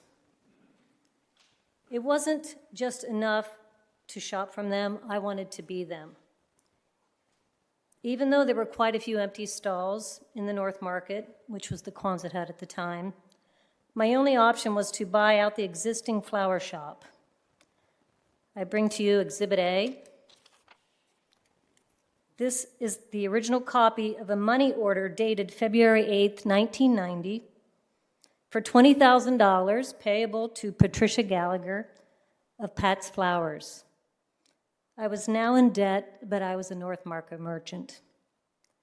The breakout of this $20,000 check was $10,000 for a cooler, which I found out later was the property of the North Market, $6,000 for a non-compete clause, and $4,000 for inventory, which included 3 extension cords, 1 toolbox, a wall phone, 2 electric heaters, 1 water meter, 4 pairs of clippers, some buckets, and other miscellaneous items. In their last year of business, Pat's Flowers was averaging $400 a week in sales. In short order, I turned that sales figure around. For the first few years, I was the only employee, along with some friends and family that helped volunteer. We now average 10 to 12 people in payroll, with 4 of them being professional careers. I have described the North Market as the soul of the city. It serves as an ambassador to the visitor and a reliable friend to the community.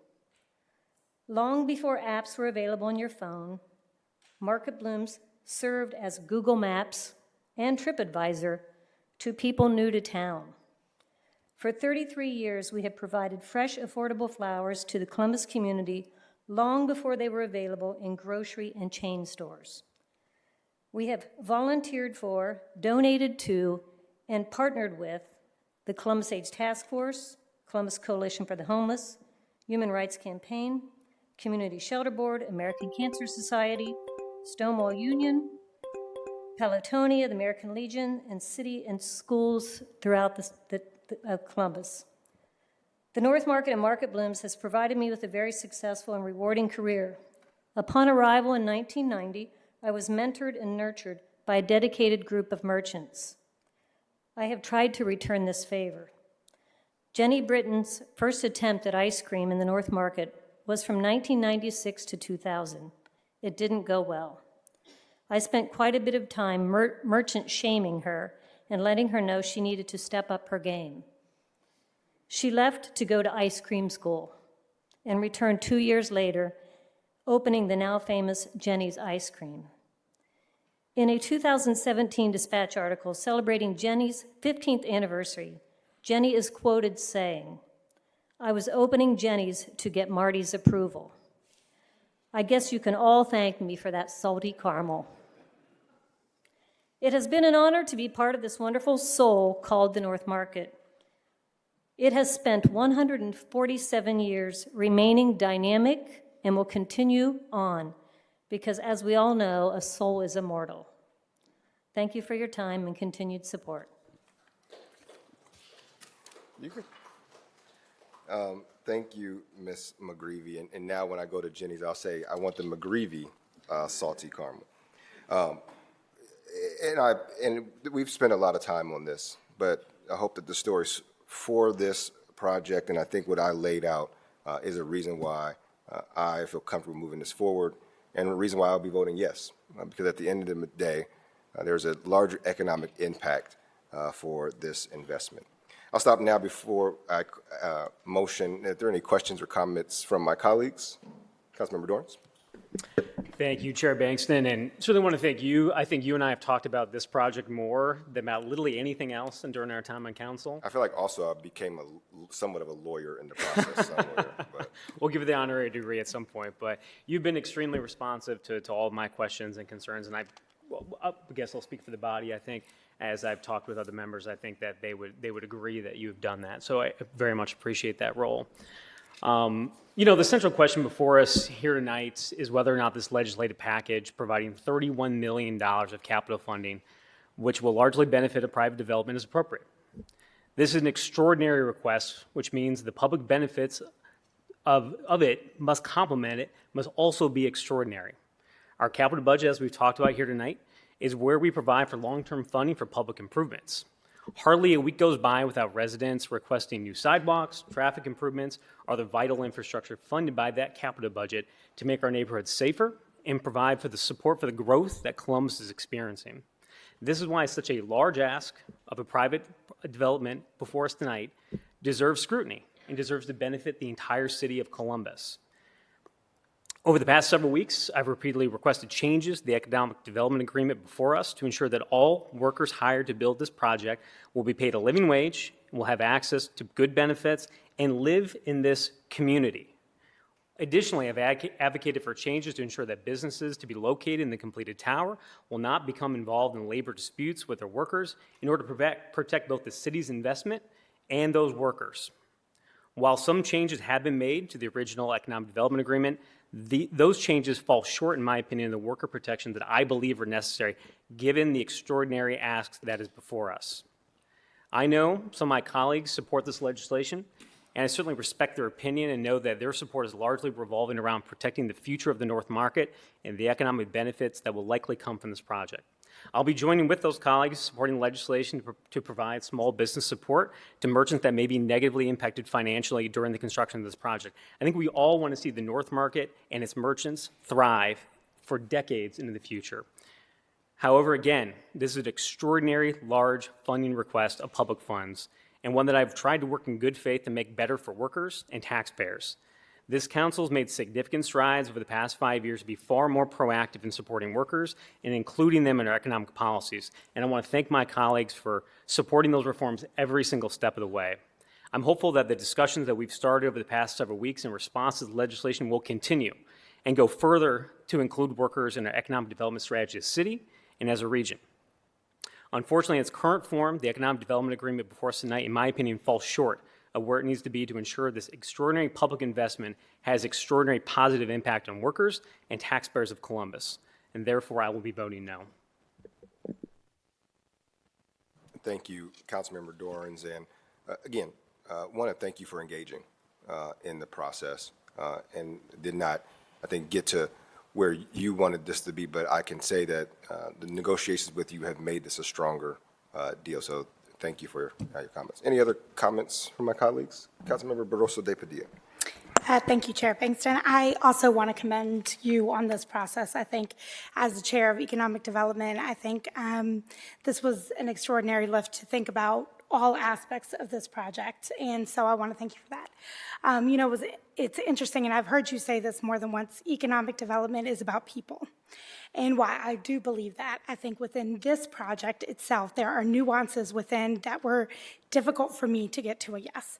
And while I think that we have moved the project in a way that meets certain requirements, I think that there are nuances within the project that are difficult for me to get behind. And so while I also am supportive, I'm the daughter of a small business owner. My father, I often talk a lot about what that small business meant to my family. And certainly when I think about the businesses that are within the North Market, that to me is the thing that it boils down to. And so while I will be supportive of those measures around the North Market, I think that there were parts and pieces of this that were just difficult for me to get to that place. And that's why this evening I'll be voting a no, with the understanding that I think that overall I understand and into the future what this project could mean for us and what it could mean for the city of Columbus. But I think in every decision that we make sitting here as legislators, we need to take it for the face value for where we are today, not just where we're going. And so that's why this evening I'm a no vote, with the understanding that there are parts and pieces of this that I will help to move forward because I understand what it means for us as a city. And thank you again for engaging. Any other comments or questions? Councilmember Ramey? Thank you very much, Chair Banks. And I do want to commend you join my colleagues in commending you for what you've done in the past few weeks. Certainly, it's been a lot of conversations, a lot of time, a lot of moving parts, especially if you think about these as six different pieces of legislation. I've been involved with this deal for 5.5 years now. Since coming to council is complicated. It has gone through many iterations. It has been a transformative project from what it was originally, and certainly one that is welcome in the city overall. I think there's been some challenges, obviously. The challenges of, this council getting this legislation with only weeks to deliberate, while our county colleagues had months. And so, shame on the development department, shame on the administration and I understand how the negotiations were ongoing, but you know what? We have to have more engagement earlier in the process because it doesn't give us enough time to ultimately get to a good place with some of these pieces of legislation. Saying all that, though, I do believe that there's been significant amount of work accomplished, especially over the last week. I want to thank our partners in labor.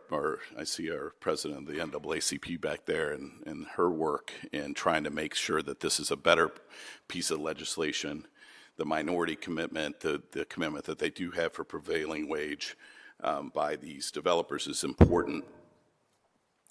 The work to preserve those that have, that were first buried in this city is a big part of this project, and something that is our responsibility as a city when our forefathers, did not do their duties back in the day to take care of these people as they rest in peace and just built over it time after time again. It is our responsibility to right those wrongs.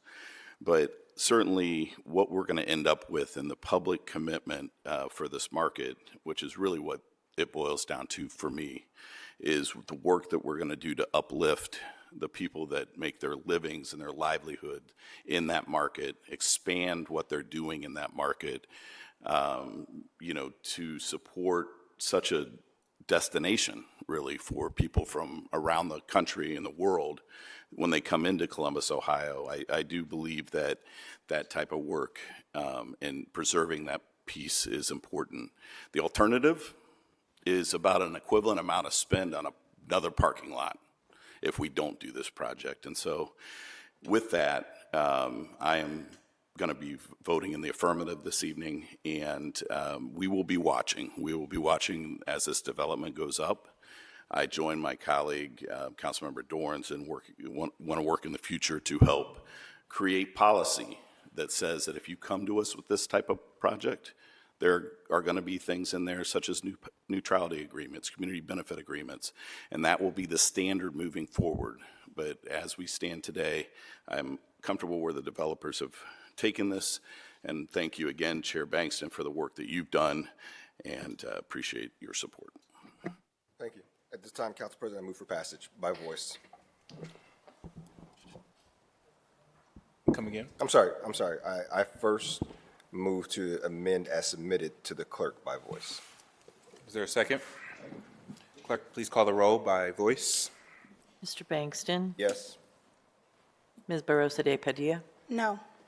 Mr. Brown? Yes. Mr. Dorans? No. Ms. Favor? No. Mr. Remy? Yes.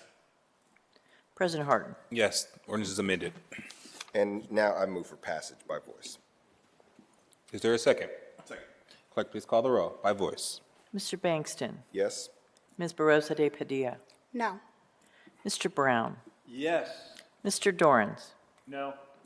Ms. Favor? No. Mr. Remy? Yes. President Harden? Yes, ordinance is passed. Thank you, Council President. At this time, I will move for recess. Oh, I got to do that. Is there a motion to recess? So moved. Clerk, please call the roll. Bankston, Barosa de Padilla, Brown, Dorans, Favor, Remy, President Harden. Recess.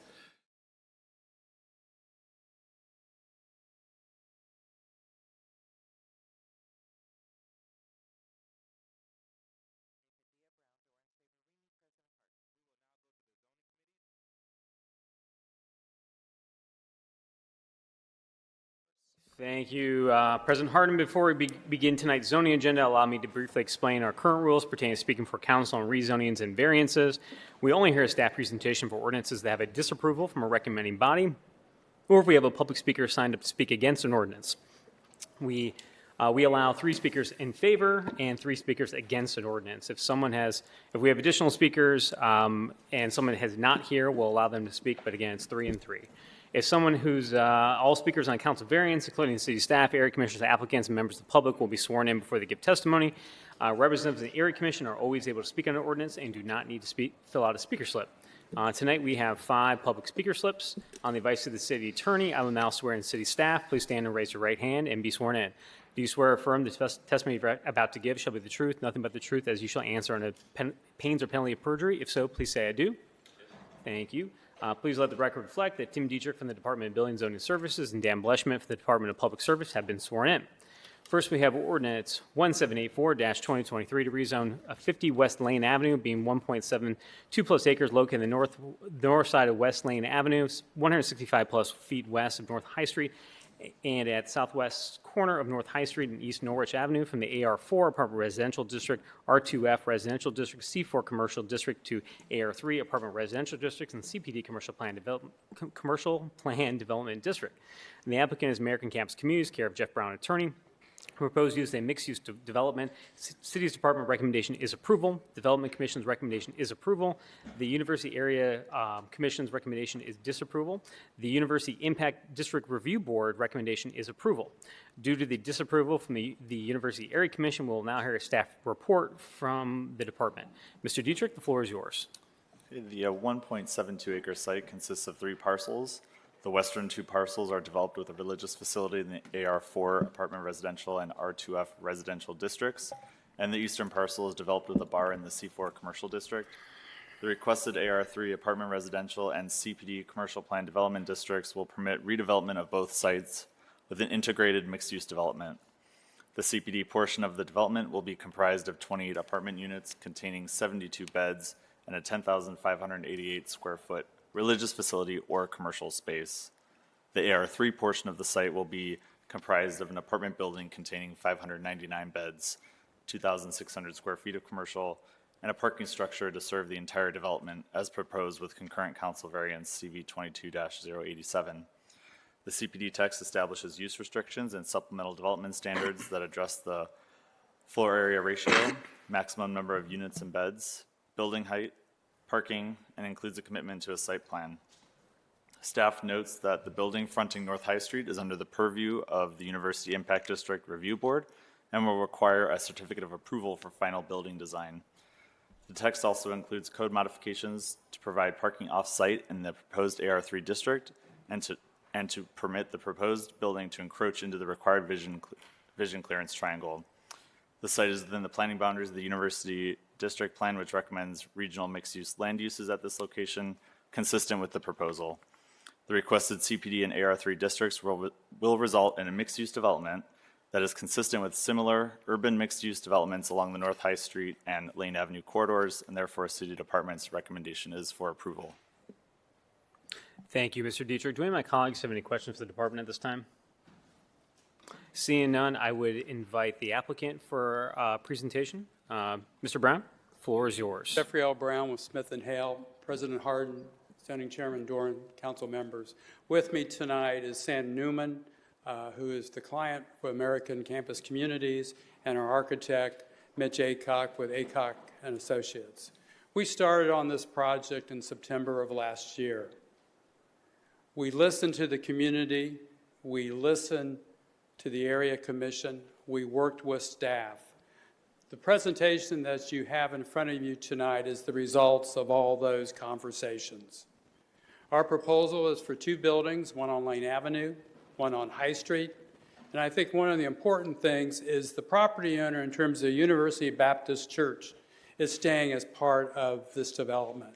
They will be relocating in new space, better suit their needs in the High Street building. When we got done with this project, we had city staff approval. We had approval from the University Impact District Review Board, and we had the unanimous approval of the Development Commission. We think this is an appropriate location for student housing right across the street from The Ohio State University, and we ask for your support tonight. Now, Sam is going to talk a little bit about the applicant, and the architect is going to talk about architecture, which I know is a surprise. Thank you, Jeff. Good evening, Council President Harden, Chair Dorns, council members. He stole a lot of thunder, so I'm going to make this a little bit shorter than I was previously presenting. We thank you for your consideration of this project. Before getting into the project, I wanted to speak on behalf of ACC and tell you guys a little bit about ACC. I spent the last 16 years trying to make ACC one of the most respected student housing companies in the industry, in which we are. We have 200 communities and over 440,000 residents in our communities throughout the country. The 30 years is underscored by our partners on this screen. Some of them are Ohio institutions. Without our integrity as a company in this industry, we would not have these partners. So they speak for themselves. Our communities are professionally managed. We are a long-term operator, and our communities come with on-site staff like what you would see in a Reza Hall facility on campus. We have community assistants that help us operate our facilities, and all our units come fully furnished and with high-speed internet. So why are we here? We're here because there is a student housing demand in Columbus. By our market research, communities similar to this are 100% occupied that are pedestrian to campus. There are 28,000 students that are living off campus, and there's about 5,000 beds that are serving purpose-built student housing across the community. That's why we feel that our project's a perfect fit for meeting some of this demand. The community process has largely been successful, as Mr. Brown acknowledged in his opening remarks, and we're going to get into a little bit more of that detail through our architect, Mitch Aycock, to explain some of those things. Again, thank you all. Thank you for having me. From the beginning, this was an attractive project for our firm.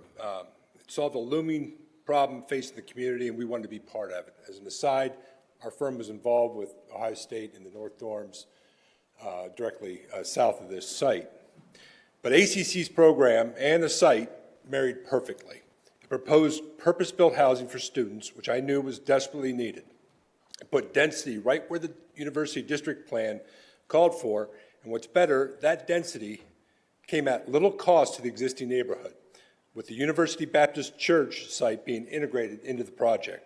And even better yet, puts hundreds of students with an easy walking distance to the university, furthering both the city's and the university district's stated goal of creating pedestrian-oriented development and taking the pressure off our road system and infrastructure.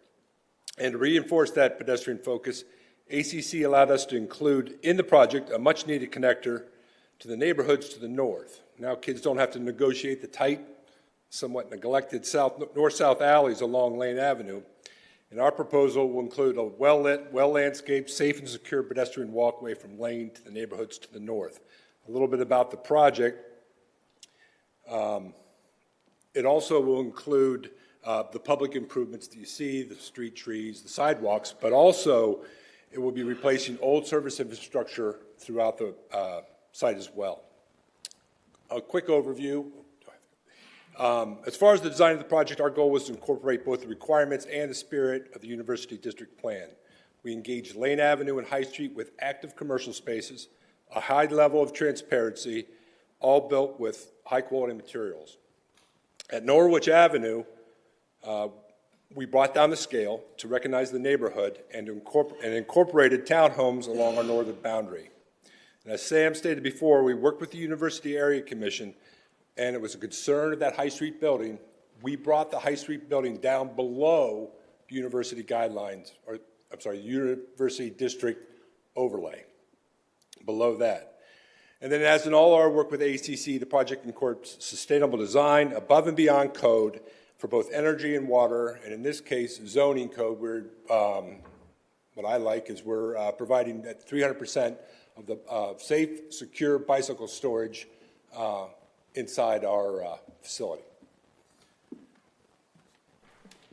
So again, thank you all. Just a quick summary of what our proposed project is. It's a sustainable community close to campus. It's professionally managed. It is academically focused. It provides affordable housing options. It does add new housing without displacement, and it keeps UBC in the community. Thank you all. Thank you. Do any of my colleagues have any questions for the applicant at this time? I do. Councilmember Favor.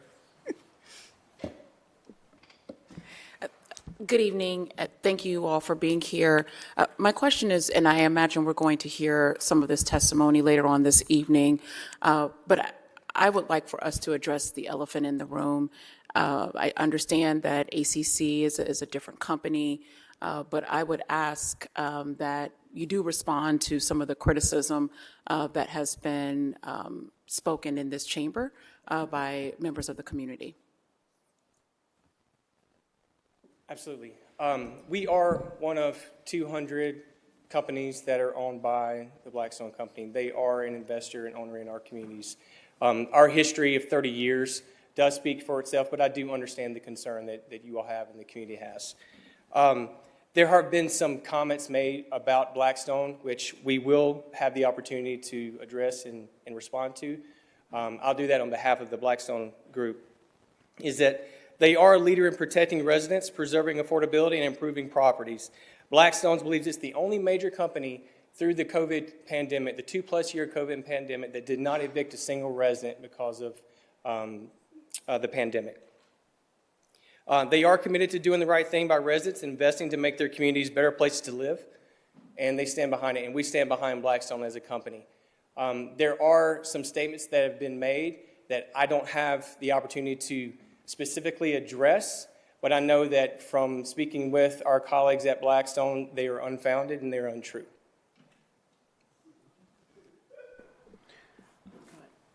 Councilmember Favor, anything else? I appreciate the statement that you made, and I think to your point about not evicting any tenants during the pandemic, there was a national moratorium, and so I think what I'm concerned about, I'm not trying to be facetious. What I'm concerned about, though, is what we have heard, what we're receiving emails from residents about the practices. And so can you just talk a little bit about how ACC sets itself aside and how it conducts business, which I imagine runs contrary to what has been in the press? Absolutely. I'm not familiar with exactly what has been stated in the emails to council. And the press, ACC is, again, it's 30 years of a history of a company that has been on the tip of the spear for the student housing industry.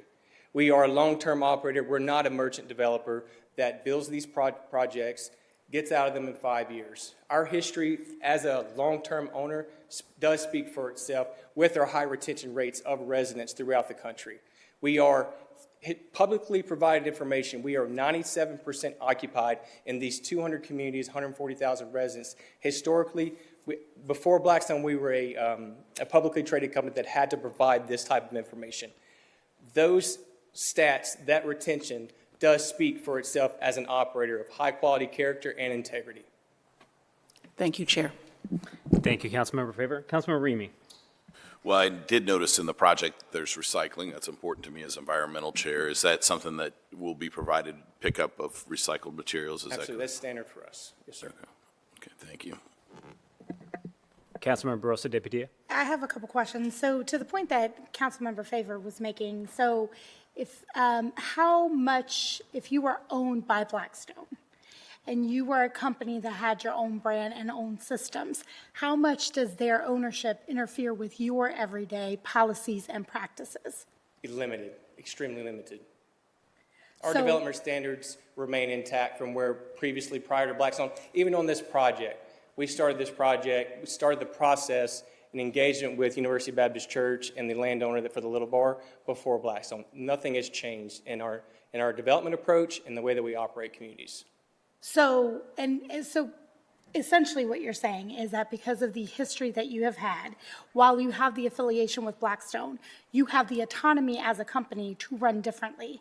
There are not like policies that would come from Blackstone that would affect how you would manage the properties that you own. Correct. We are a developer and operator of student housing for 30 years. Blackstone has no experience in that. They're not coming in to provide any type of oversight or guidance on how to do things different in that approach. And can you tell me a little bit about what affordability means in terms of student housing? Yes, and it's actually very unique. And for this particular project, 20% of the High Street building will have affordable housing units. And The way that purpose-built student housing operates, we lease by the bed. So we will provide 1-bedroom, 2-bedroom, and 4-bedroom units with affordable housing, 20%, and it'll be at 80% and 60% AMI to achieve a tax abatement for the High Street building only. So for folks who may not be familiar with the AMI, can you give us a number? The lowest rate currently in today's 2023 published reports, a person can lease a 4-bedroom unit with 3 other occupants for approximately $450 a month. For each individual in the unit? For each individual person. Thank you, Councilmember. Any other questions from my colleagues for the applicant? I did want to, and I'm going to direct this to Jeff, and feel free to have any other folks here respond to it. We've got a number of folks from the University Area Commission here tonight who I know you've had a lot of back and forth with, and I think they're an excellent example of one of our commissions that I think provides, good feedback that can sort of be incorporated. It's real and tangible. And I know this project has changed a number of times around some of that feedback, so I wanted to know if you could sort of highlight some of those things that has happened throughout the project based upon that engagement from the Area Commission. In terms of the basic design, we had conversations early with the planning department, and we had more of a rectangular block look, and the planning department asked us to open it up, and so what you saw in those pictures with that open space between the 2 wings of the Lane Avenue building was an important discussion. We also worked around in terms of what Mitch said with the High Street building. We lowered the height of that building. We worked on the setbacks of the building as it relates to Norwich, because as you know, the university is across the street on the south side of Lane. We have residential of various forms on the north side of Norwich. So both in the High Street building and then the Lane Avenue building, we set back the building as it went up. And as Mitch said, we also included some townhouses along there to break up the scale of the building. The interesting thing when you're dealing with the University Area Commission, they're kind of split in terms of some of the goals that they have. For example, automobiles and parking. There's a faction there that wants you to meet 100% of the code, and there's another faction that says, why do we need cars in the future? So why are we talking about parking? But we did listen. We did get the approval initially of the zoning subcommittee. When we went to the full commission, we weren't successful at that level. But we did listen, and those are basically the changes in terms of setting the building back, lowering the height of the building. Also, we had a retail space along Lane Avenue. And then in terms of that walkway, if you've been up there, if you know where BW Wings is right there on that hard corner, a lot of the access to get from the housing to the north to the campus, you either go through that alley and dodge the delivery trucks, or you cut through the parking lots, which is not a good solution either. As part of this development, we will have a well-lit, well-landscaped pedestrian connection between us and the Newman Center that would allow somebody to safely navigate from Norwich down to Lane Avenue. So all in all, I think at the end of the day, you have to look is where are appropriate locations for student housing? And I have to think right across from the university is a perfect location. And again, something unusual in terms of other developments. We are not displacing any residential units with this redevelopment, and we are keeping the main contributor in terms of the Baptist Church as part of the new development.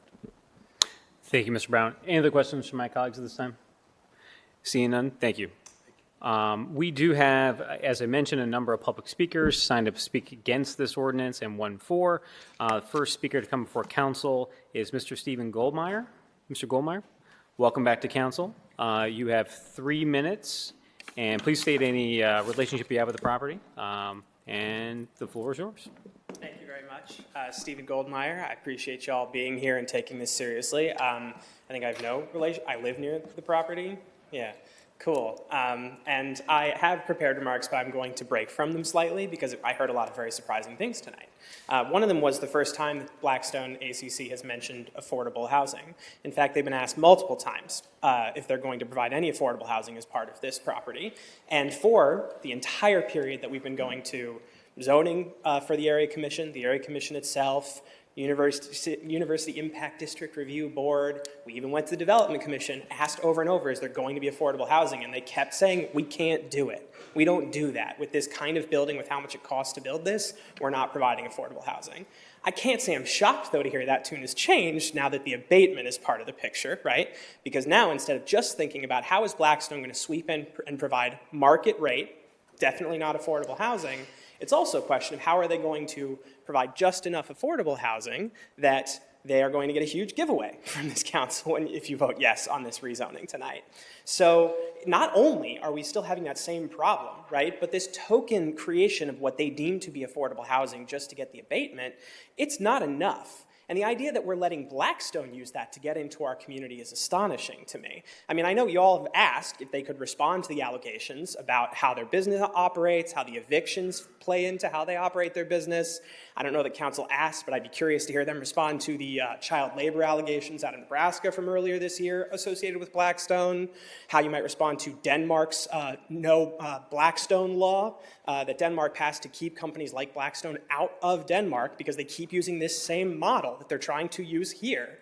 Those are all things that Blackstone has not really responded to. And I appreciate the idea that ACC has this like 30-year history. But for the past year, ACC has been a Blackstone subsidiary, and the child labor stuff is a Blackstone subsidiary. Like all these things come out about Blackstone subsidiaries. This is Blackstone's model. They buy companies and they use them to accomplish the goals that they're trying to accomplish. This doesn't just come from me as just a guy, right? I've been in Columbus for most of my life. I've been a renter, and I've had to move around Columbus, as I said last time, to find affordable housing. My newest one is right there in the area, and honestly, it's a dense building. It's tall, it has way more parking than it needs. I love a dense building, but this company is trying to come in here and use cover of recycling and green energy and all this stuff to accomplish exactly the goals that Blackstone has kept saying they're trying to accomplish. On the question of whether the zoning is the right place to have this conversation, that's something that's come up previously, but in my opinion, a zoning discussion is all about what is the right use for this area. The idea that the question is, does student housing belong here, is not, I think, exactly the question that's posed by the zoning. It is, does this property and this builder belong in this area? And there's no way of answering yes to that question that doesn't stick with this council's commitment to create to reduce evictions, to get bad landlords out of Columbus. If those are the things that this council cares about for housing for all, the answer cannot be yes to having Blackstone in our backyard. Thank you all very much for your time. Thank you, Mr. Goldmeyer. Next to come before council, we have Mr. Brian Easterbrook. Mr. Easterbrook, welcome to council.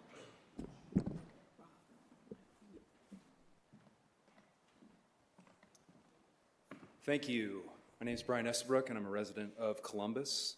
Each member of Columbus City Council has made strong public statements supporting affordable housing, opposing abusive landlords, and pledging to take decisive and effective action to solve our collective housing crisis. And we thank you for that. Before you today is a golden opportunity to stand by those public pledges and demonstrate to all residents of Columbus, especially those at most risk of losing their housing, that you will fight for all of us against abusive landlords like Blackstone. Your housing plan released this spring acknowledges the complexity and severity of our housing crisis. And in that plan, members of this body spoke clearly about the present and the future that you want to see in Columbus, which includes fewer evictions, affordable rents, and an end to landlords taking advantage of tenants. The clear and compelling message of City Council has been that the status quo housing situation is unacceptable, and that drastic measures must be taken to avoid even worse housing outcomes for our residents in our community. Blackstone is that status quo. Blackstone is that abusive landlord. Blackstone is that eviction crisis. Blackstone is and will remain unaffordable, insecure, and undignified housing, and Blackstone has acquired a majority controlling interest in AACC. Blackstone is a biblical scale plague of locusts, an unimaginably massive swarm of private equity money seeking to feast on our fertile fields and consume everything in sight, leaving us both hungry and unhoused.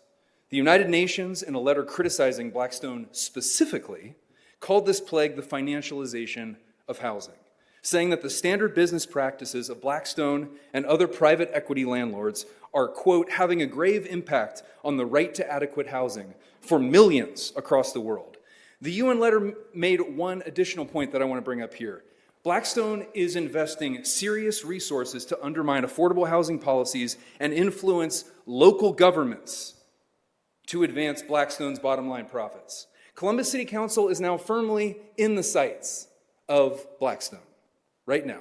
This internationally condemned, abusive landlord is spending money right now, here, in this room, to advance their interests and to utilize their political leverage to expand their abusive operation to Columbus.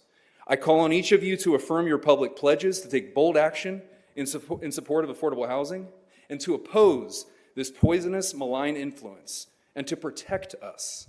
I call on each of you to say no, not today, not ever. There is no room in Columbus for Blackstone. Thank you.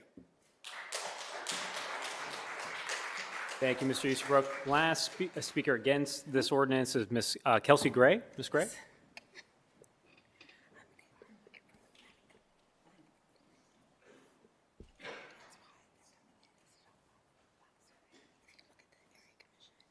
Ms. Gray, welcome to council.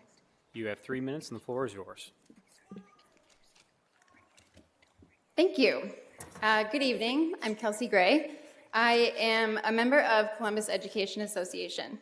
Our union has a long and proud history of standing up for our students and our school community, and that's what I'm here to do tonight. So I'm hoping I can explain to you how this decision is going to impact our students and their families. I'm a high school English teacher. I teach English 12. I love my students more than anything. But I have this really unique experience working with seniors of mentoring them into the next chapter of their lives. And I prepare them as best as I can, right? Academic rigor, high expectations, research skills, social skills, etc. But I can't prepare them for everything. And I certainly cannot prepare them for unaffordable housing. I can't teach them how to deal with a landlord so awful they've been criticized by the UN. And I really shouldn't have to. The glaring issue of this to me is how this is going to amplify the housing crisis in Columbus. And that impacts our students and our union members greatly and immediately. Our unhoused student population is significant in numbers, and every step the city takes to turn property over to a corporate landlord, it makes it harder to get those students into a stable environment. Landlord practices, such as the ones that Blackstone is guilty of, like inflating rents, mass evictions for profit, etc., are circumstances that lead people to losing housing in the first place. Having Blackstone as a landlord in our city will bring stress on our school supports that are already being pushed to their limits. A growing issue that I've seen in my classroom and school is the need for students to work. It's normal for teenagers to have jobs, right? Save for a car, go to prom, all of the teenage milestones that they need. But they are starting to get jobs because they need to contribute to their household income, because wages have not kept up with the cost of living, and that is not okay. And we have got family members and students making this choice between work and education. And that's not a choice that people make because they want to, it's a choice that people make because they're forced to. Councilmember Favor has said that housing is a fundamental right, and I could not agree more. And that fundamental right is tied to education, right? Because we know that students, whether it's K through 12 or college, learn best when their fundamental rights are met. So when they have stable housing. Allowing Blackstone into Columbus means we're welcoming these monstrous predatory landlords, and inserting profit into education is a disservice to students always, and if this passes, it's gonna send waves through our communities that will be a disservice to all. So as a teacher, it's my job to do what's best for my students, and what's best for them is you voting no on this. So the council, I'm almost done, I promise. The council said it's doing everything in its power to help with the housing crisis, and I am standing here asking you to prove it. Thank you. Thank you, Ms. Gray. The final public speaker to come before council tonight is Ms. Leslie Floyd, who's speaking in favor of the ordinance. Ms. Floyd? Welcome to council. You have 3 minutes, and please state any relationship you have with the property.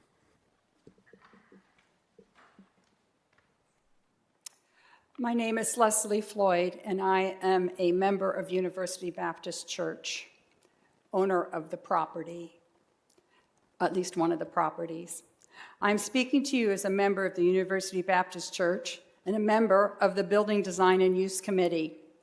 This committee is tasked by the congregation to facilitate the sale of the property to the best outcome for University Baptist Church. In 1920, the church entered into congregational conversation about the potential of selling its property. After the church decided that we were ready to sell the church's property, a committee of 3 people, myself, Joe Jackson, and Mike Avrola, received 5 offers from various development companies, 2 of which were financially more lucrative to us than ACC. I spent a lot of time talking to all those companies, visiting their sites, talking to their employees, talking to the students that lived in their housing, looked at where they were located, and we came back and I shared that with my committee. We presented it to the church. They voted unanimously in favor of ACC over many developers because of these reasons. ACC properties are owned and operated by ACC. They were when we made the vote. Blackstone was not in the picture at that time. 24/7 on-site professional management and maintenance. That was important to us. We see a lot of bad maintenance around our property. The ACC philosophy is about student safety and wellness. The ACC mission is to put students first with a focus on community and encouraging volunteerism. Like University Baptist Church, ACC proudly supports diversity and inclusion. Our church, University Baptist Church, is the only Baptist church in Columbus, Ohio that is welcoming and affirming. We are also one of the first churches in Columbus to be integrated in the 1960s, and we have an ongoing program of English language for students that are not conversant in English and other citizens of Columbus. ACC has taken a leadership role in student mental health wellness advocacy to help destigmatize mental health issues, including supporting a mental health awareness program called Hi, How Are You?, which has been successful at its facilities. And this was important to the University Baptist Church congregation. It is something that we will be looking into going forward and how to help support them in their mental health outcomes. ACC has demonstrated the ability to work with other churches in creating student housing in other campus communities, such as the state of Washington and in Texas. They've also worked with Newman Center in handling some of the changes to the property. After choosing ACC, they have been extremely forthcoming and willing to work with the UAC and others who have expressed desired changes in design, parking, and build-out lines. ACC is a good partner and has proved itself time and again with this church and community. Thank you. Thank you, Ms. Gray. I also, again, want to acknowledge, I think we have several university area district commissioners here tonight, particularly Doreen Uas-Sauer, who I've met with about this project. All members have been provided with her written testimony. I believe she was not interested in speaking tonight. So I do want to ask the applicant to come back to respond to any comments and allow my colleagues to ask any follow-up questions. Jeff. We're talking about student housing across from the university. I think we've all driven up in that area and seen single-family houses that were never designed to now house 10 students. I've been in those basement apartments. Not a place where you want your children to live. Affordable or not, not appropriate. What we're talking about here is brand new, energy efficient, safe, environmentally friendly, academic counselors and everything, and a brand new building to house all these activities in. It's an appropriate land use across from the university, and I think you have to look at the track record that ACC has and what they've done with their previous relationships and the students that are their tenants and their retention rate. If you don't like your landlord, you're not signing another lease, and their numbers show that people like the landlord. They like the facilities. When we talked about affordable housing, we didn't want to commit when we weren't sure. The city a long time ago established the Wineland CRA along the High Street corridor. Only the High Street building is in that CRA. That is the only building that is eligible. In terms of the discussion, things have changed.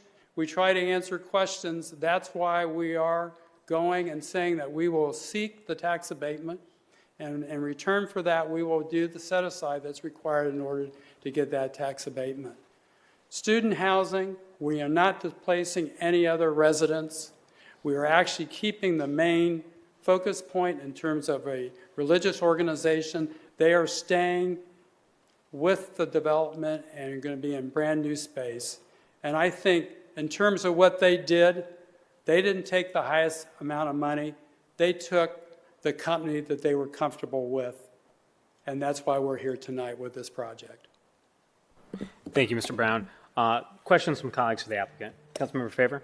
Just clarifying, because at the end of your statement, you said seek an abatement. You were only specifically talking about the portion, I believe it's 200, less than 200-ish units. That is the portion that already falls under the existing CRA. The abatement, the CRA only applies to the High Street property. Okay. When we had discussions as to whether or not the city would expand it, the response was no, we're not going to expand the CRA. Okay. So I just we want to make sure that's wanted- clear. And, you know, we didn't want to commit to something in the initial process with the area commission when we weren't sure. As we went through this process and working on the design and hearing the comments from the council, we decided to go forward and say that we will do that on the High Street building and take advantage of that opportunity. Any other questions from council members for the applicant? Councilmember Bangston? Again, I just want to gain clarity. Who will be the property manager? ACC. And ACC will continue to own the building, correct? Correct. Under condo ownership, University Baptist Church will own their facility. Got it. And so Blackstone, or this cloud that's hanging over, is a investor. They're not a managing partner in this particular They deal. own ACC. They are an investor in ACC. Okay. And then just to clarify, because I'm looking at Councilmember Dorn's, I think testimony that was given to us by the area commission. I don't think that came up. I think it was more around the project itself, but it didn't make it through the zoning. So I just want to make sure I'm reading that testimony clearly, or has that come up at all in any discussions? I believe that many of the folks that have spoken before council last week, have spoken here tonight, also spoke to the University Area Commission as well. Okay, thank you.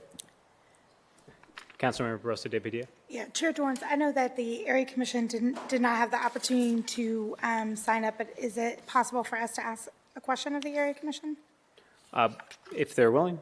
Commissioner Doreen?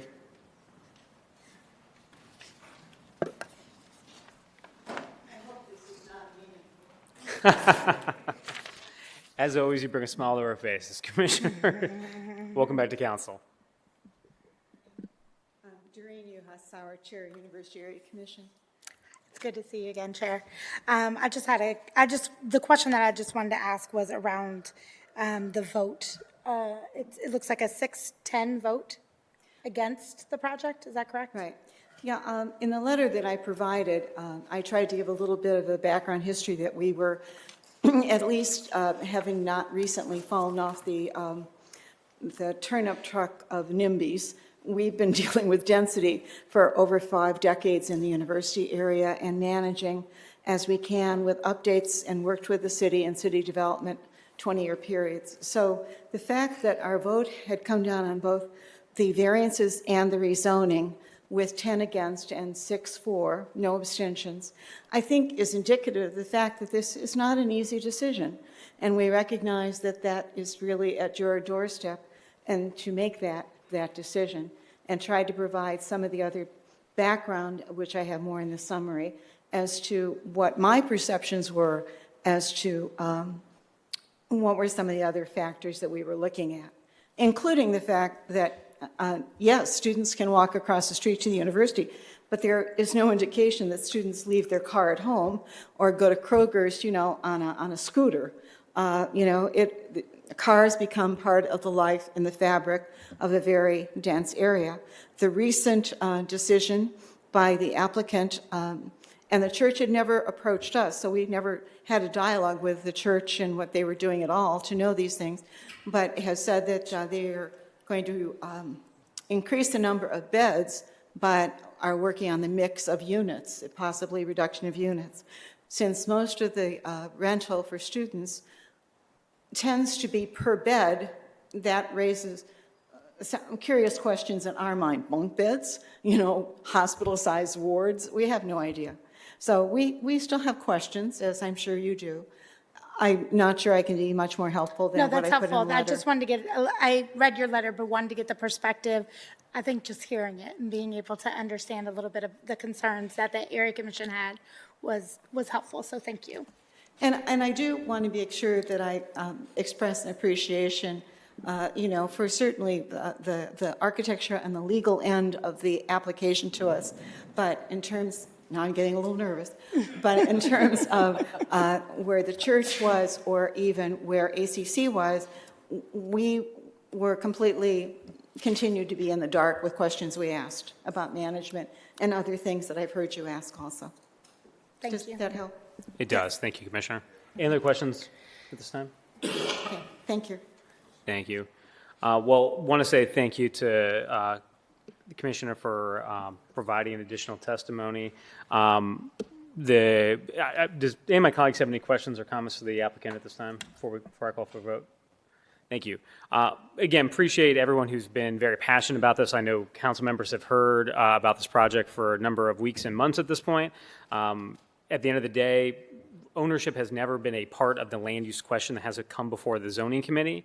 Problems with problematic landlords we have typically handled through tenant protection ordinances that will continue to happen at the City of Columbus. That has been something that has been central to Councilmember Favors' work to make sure that we're holding bad landlords accountable. But historically, that is not a question that is asked of us from a land use perspective. This project does not displace existing housing, adds additional housing to an area of the city that is rapidly growing, being the University District. Therefore, at this time, I'm going to move to call for, I'm going to first move to amend as submitted to clerk. Second.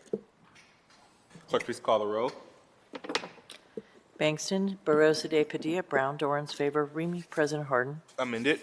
Thank you. And let me reiterate, we're adding potentially more housing here in an area of town that desperately needs it because Ohio State continues to grow. Again, want to recognize the concerns that folks in the community have articulated, but those are questions that, again, are left to our fair housing laws here in Columbus and Ohio versus a question over a land use policy. So at this point, I want to move for passage by voice. Clerk, please call the roll by voice. Mr. Bangston? Yes. Ms. Barosa de Padilla? Can I say something? Yes, ma'am.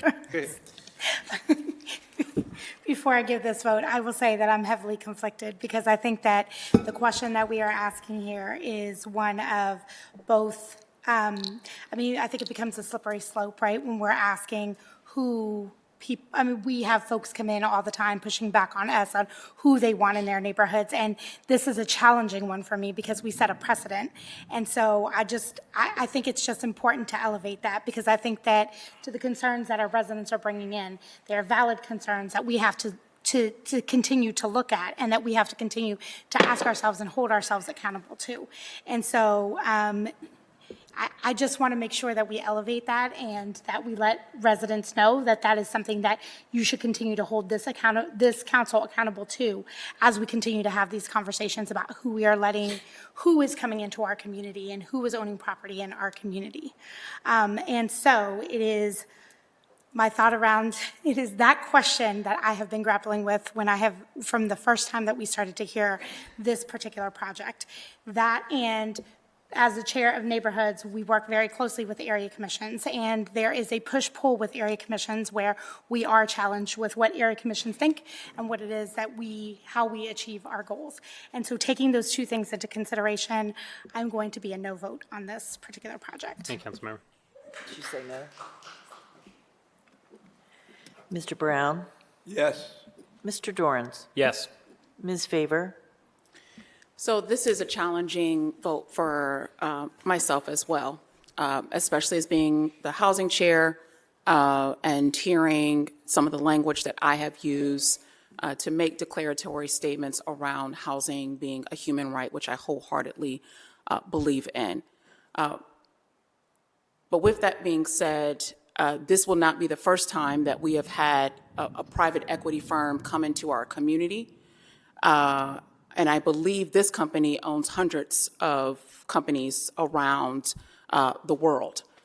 And so this comment is really directed at ACC because while we understand how a private equity firm can work, we expect ACC to be hands-on in this process, to know that you are absolutely on notice into the statements that have been made today and how you're going to conduct business in the city of Columbus. We absolutely have a housing crisis in this community. That doesn't mean that we have to accept every single project that comes before us.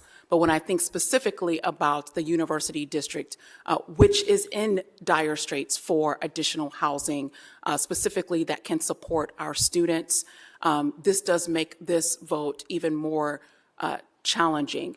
And so if you don't know, I have been unapologetic about upholding tenant protections and the need for elevating and advancing our fair housing initiatives in the city of Columbus. And I will continue to act accordingly to bring those tenant protections online to ensure that every resident and every student knows that if their rights are violated, that they have said recourse in order to ensure that they have safe, affordable housing in the city of Columbus. And so I am voting yes on this project today, but it is not without me making this statement to you all here in my seriousness about the need to not take these allegations lightly, to own the work that you all have now embarked on in Columbus, and to do right by our folks in the University District. My vote is yes. Mr. Remy? I'll say a couple words. I mean, certainly, private equity, I worked for a company that was basically family-owned practically, and it was being proposed to be bought by Blackstone, and it was a very dark day, but certainly they are now $1 trillion private equity firm, and if you don't think that they own many of the businesses that operate in this city, including Hilton, La Quinta, Motel 6, Public Storage, there are many examples of who they own, and of course, it's a transactional relationship in many cases. What really matters are people like ACC and the long history that you have in working in this space. And so therefore, to Councilmember Favor's point, we have high expectations for the work that you do, not only in constructing it, but managing this property and the long-term hold aspect that you've had a history of doing. So in that case, I'm going to vote yes. President Harden? Yes. Ordinance is passed. Thank you. Next, we have ordinance 1785-2023 to grant a variance provisions of section 3333.03 AR3 apartment residential district use, 3325.2189 parking and circulation, 3325.323 building height standards, and 3333.24 rear yard of Columbus City Codes of property located at 50 West Lane Avenue, permitted mixed-use development, reduced development standards in the AR3 apartment residential district. This is a companion variance to the rezoning which is voted on. The applicant is American Campus Communities, care of Jeff Brown, attorney, proposed use mixed-use development. City's Department recommendations approval. University Area Commission's recommendation is disapproval. Again, due to the disapproval, we hear a staff presentation specifically regarding the variances that are applied for here. Mr. Dietrich, floor is yours.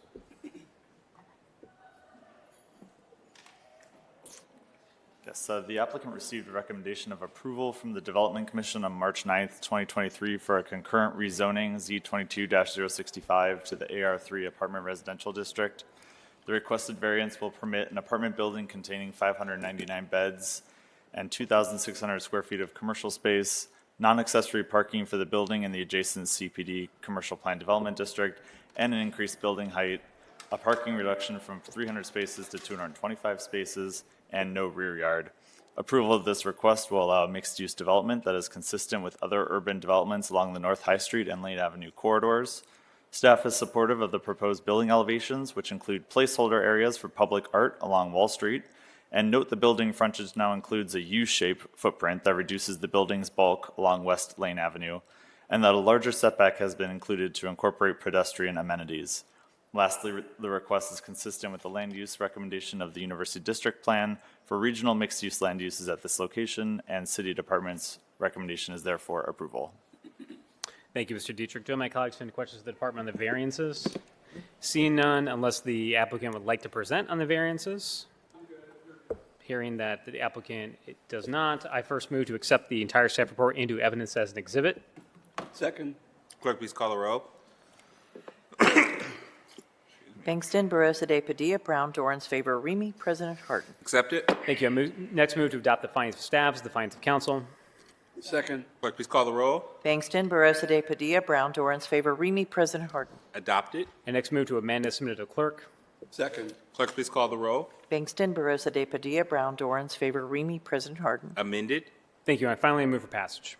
Second. Clerk, please call the row. Bangston, Barosa de Padilla, Brown, Dorans, favor, Remy. President Harden. Passed. Thank you. Next, we have ordinance 1897-2023 to grant a variance provisions of section 3356.03C for permitted use of the Columbus City Codes for property located at 1197 West Fifth Avenue, permit accessory storage in the C4 Commercial District. The applicant is Pomola, care of Michael Shannon, attorney. Proposed use of storage in conjunction with a spa business. City Department recommendation is approval. Fifth by Northwest Area Commission's recommendation is also approval. I first move to accept the entire staff report into evidence as an exhibit. Clerk, please call the row. Bangston, Barosa de Padilla, Brown, Dorans, favor, Remy. President Harden. Accept it. Next, I move to adopt the findings of staff, the findings of council. Clerk, please call the row. Bangston, Barosa de Padilla, Brown, Dorans, favor, Remy. President Harden. Adopt it. Thank you. I finally move for passage. Pass. Clerk, please call the row. Bangston, Barosa de Padilla, Brown, Dorans, favor, Remy. Late. President Harden. Thank you. Finally, we have ordinance 2085-2023 to grant a variance provisions of section 3332.035 R3 Residential District, 3332.05 A4 Area District Lot Width Requirements, and 3332.26B minimum side yard permitted for the property located at 2266-2268 Hiawatha Park Drive to conform an existing two-unit dwelling with reduced development standards in the R3 Residential District. The applicant is Eric Winsberg, care of Zachary Splain, attorney. Proposed use is to conform an existing two-unit dwelling. City Department recommendation is approval. South Linden Area Commission's recommendation is also approval. I first move to accept this entire staff report into evidence as an exhibit. Second. Clerk, please call the row. Bangston, Barosa de Padilla, Brown, Dorans, favor, Remy. President Harden. Accept it. Yep. Next move to adopt the findings of staff, the findings of council. Clerk, please call the row. Bangston, Barosa de Padilla, Brown, Dorans, favor, Remy. President Harden. Adopt it. Thank you. And before I move for passage, I just want to shout out Commissioner Ms. Pegg, who's here with us today this evening. Thanks for being here down here with us. And finally, I move for passage. Clerk, please call the row. Bangston, Barosa de Padilla, Brown, Dorans, favor, Remy. President Harden. Clerk, passed. Thank you, Council President. All we have in tonight's zoning agenda. Is there a motion to adjourn? Second. Clerk, please call the row. Bangston, Barosa de Padilla, Brown, Dorans, favor, Remy. President Harden. Adjourn. Meeting number 38, and we're going to go to the Health and Human Service Committee. Councilmember Favor chairs that committee. Councilmember, the floor is yours. Thank you, Council President Harden. Tonight in Health and Human Services, we have ordinance 2062-2023 to authorize the Director of the Department of Development to modify a grant agreement in an amount up to $250,000 to provide general operating support to Choice Network Incorporated and advance payments, to authorize an appropriation and expenditure of $250,000 within the Neighborhood Initiative Subfund. It is now my honor to turn the podium over to Councilmember Lourdes Barosa de Padilla. Thank you, Chair Favor. Last year, after the Dobbs decision limited the ability of pregnant people to make safe, healthy, informed choices about their bodies and pregnancies, we pushed forward as part of the Women's Commission and as part of the advocacy around what we wanted to move forward to help give more protection for pregnant people. As part of the operating budget, I advocated for $500,000 to support the work of the Choice Network in providing a full range of family planning options and counseling for pregnant people in Columbus. Today, we have with us Laura Sullivan, Chief Programming Director, and CEO Molly Ramp Thomas, with us to share a little bit about the impact of Choice Network, the work that they do, and in true fashion, they brought their families with us. So thank you so much for being patient, especially to the youngest among you, for being here this evening. So I'm going to give the floor over to you, ladies. Thank you. I am Laura Sullivan, and this is my daughter, Athena. This is Molly Ramp Thomas, her daughter, Penelope, and we got Gia in the back. We are so grateful to have the City of Columbus recognize the need and opportunity to provide pregnant people with alternatives to crisis pregnancy centers, their deceptive and coercive predatory practices. We'd especially like to thank Councilmember Barroso de Padilla, as well as all other members of the council, for supporting us during this process. When the Supreme Court decided last summer to overturn Roe v. Wade, my colleague and I knew we had to double down on our main hustle, all options counseling for those facing unplanned pregnancies. Our efforts to fill the gaps for pregnant people to seriously be the place they could trust was well underway. And in fact, Choice Network, soon to be Just Choice, has been doing all options work in collaboration with local and national leaders for over 10 years.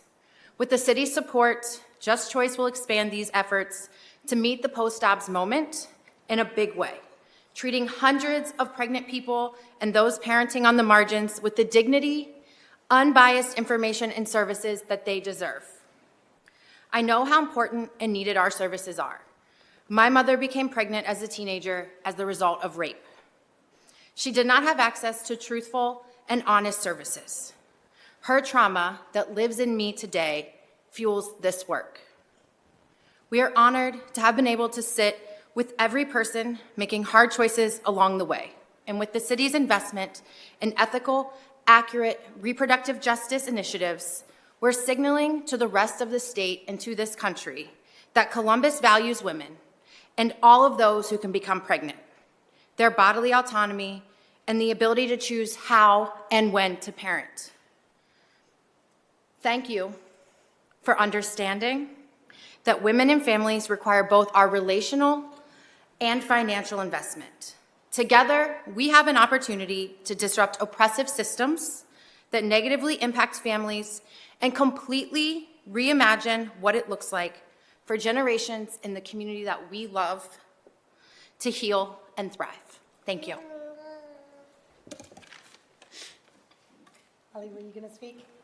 Just want to thank you also to Councilmember Barroso de Padilla and her team. We are so excited to be doing this work in partnership with you all, and thank you for letting us go ahead before you recess tonight.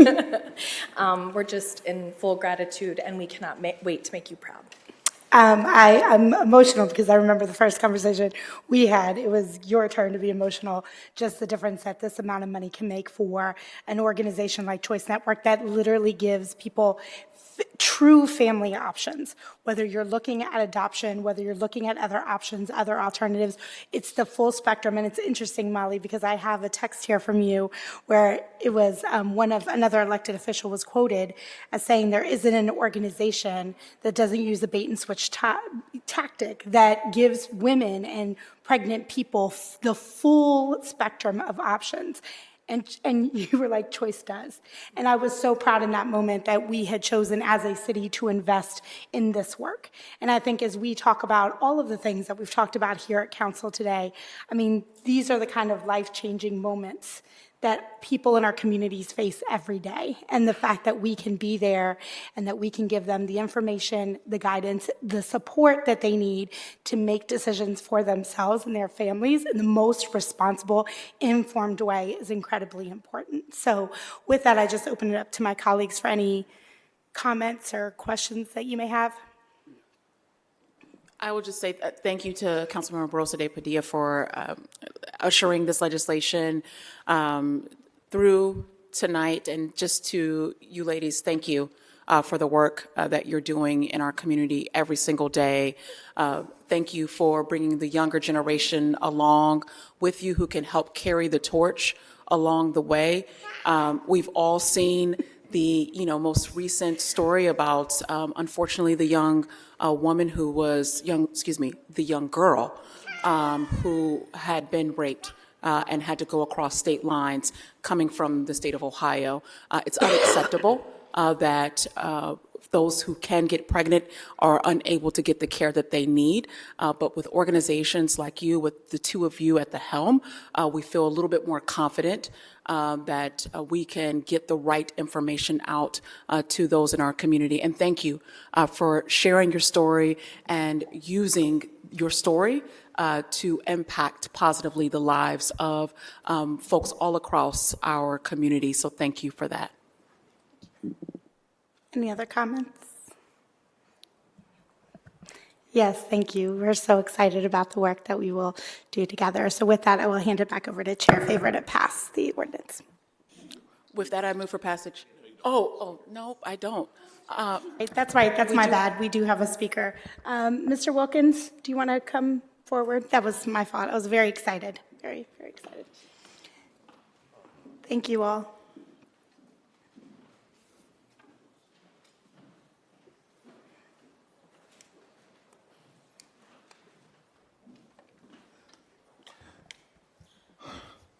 (1612) Arlington Avenue, Mr. Lathan George Wilkins.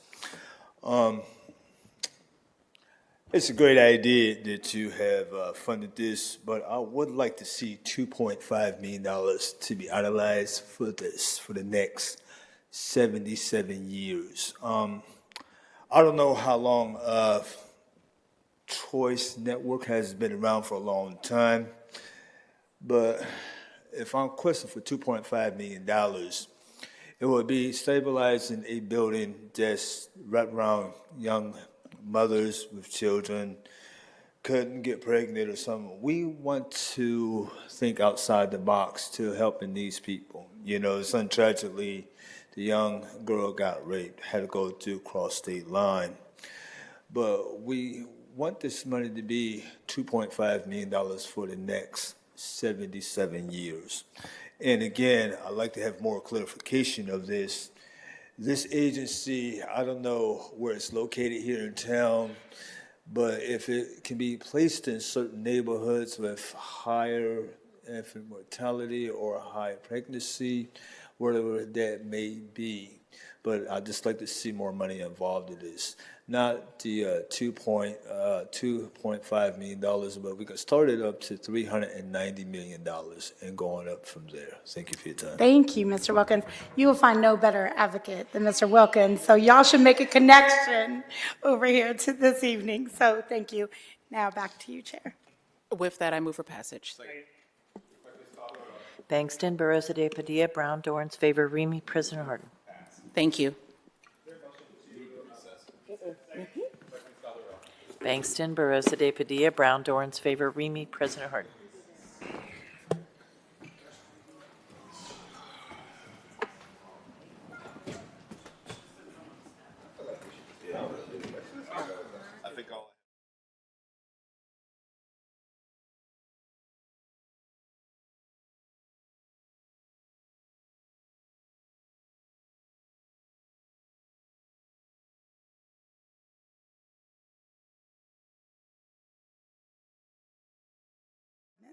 This project consists of the relocation of public utilities in the Arena Convention Center districts, existing aerial facilities, and will be relocated underground on Vine Street, Spruce Street, Park Street, and Swan Street.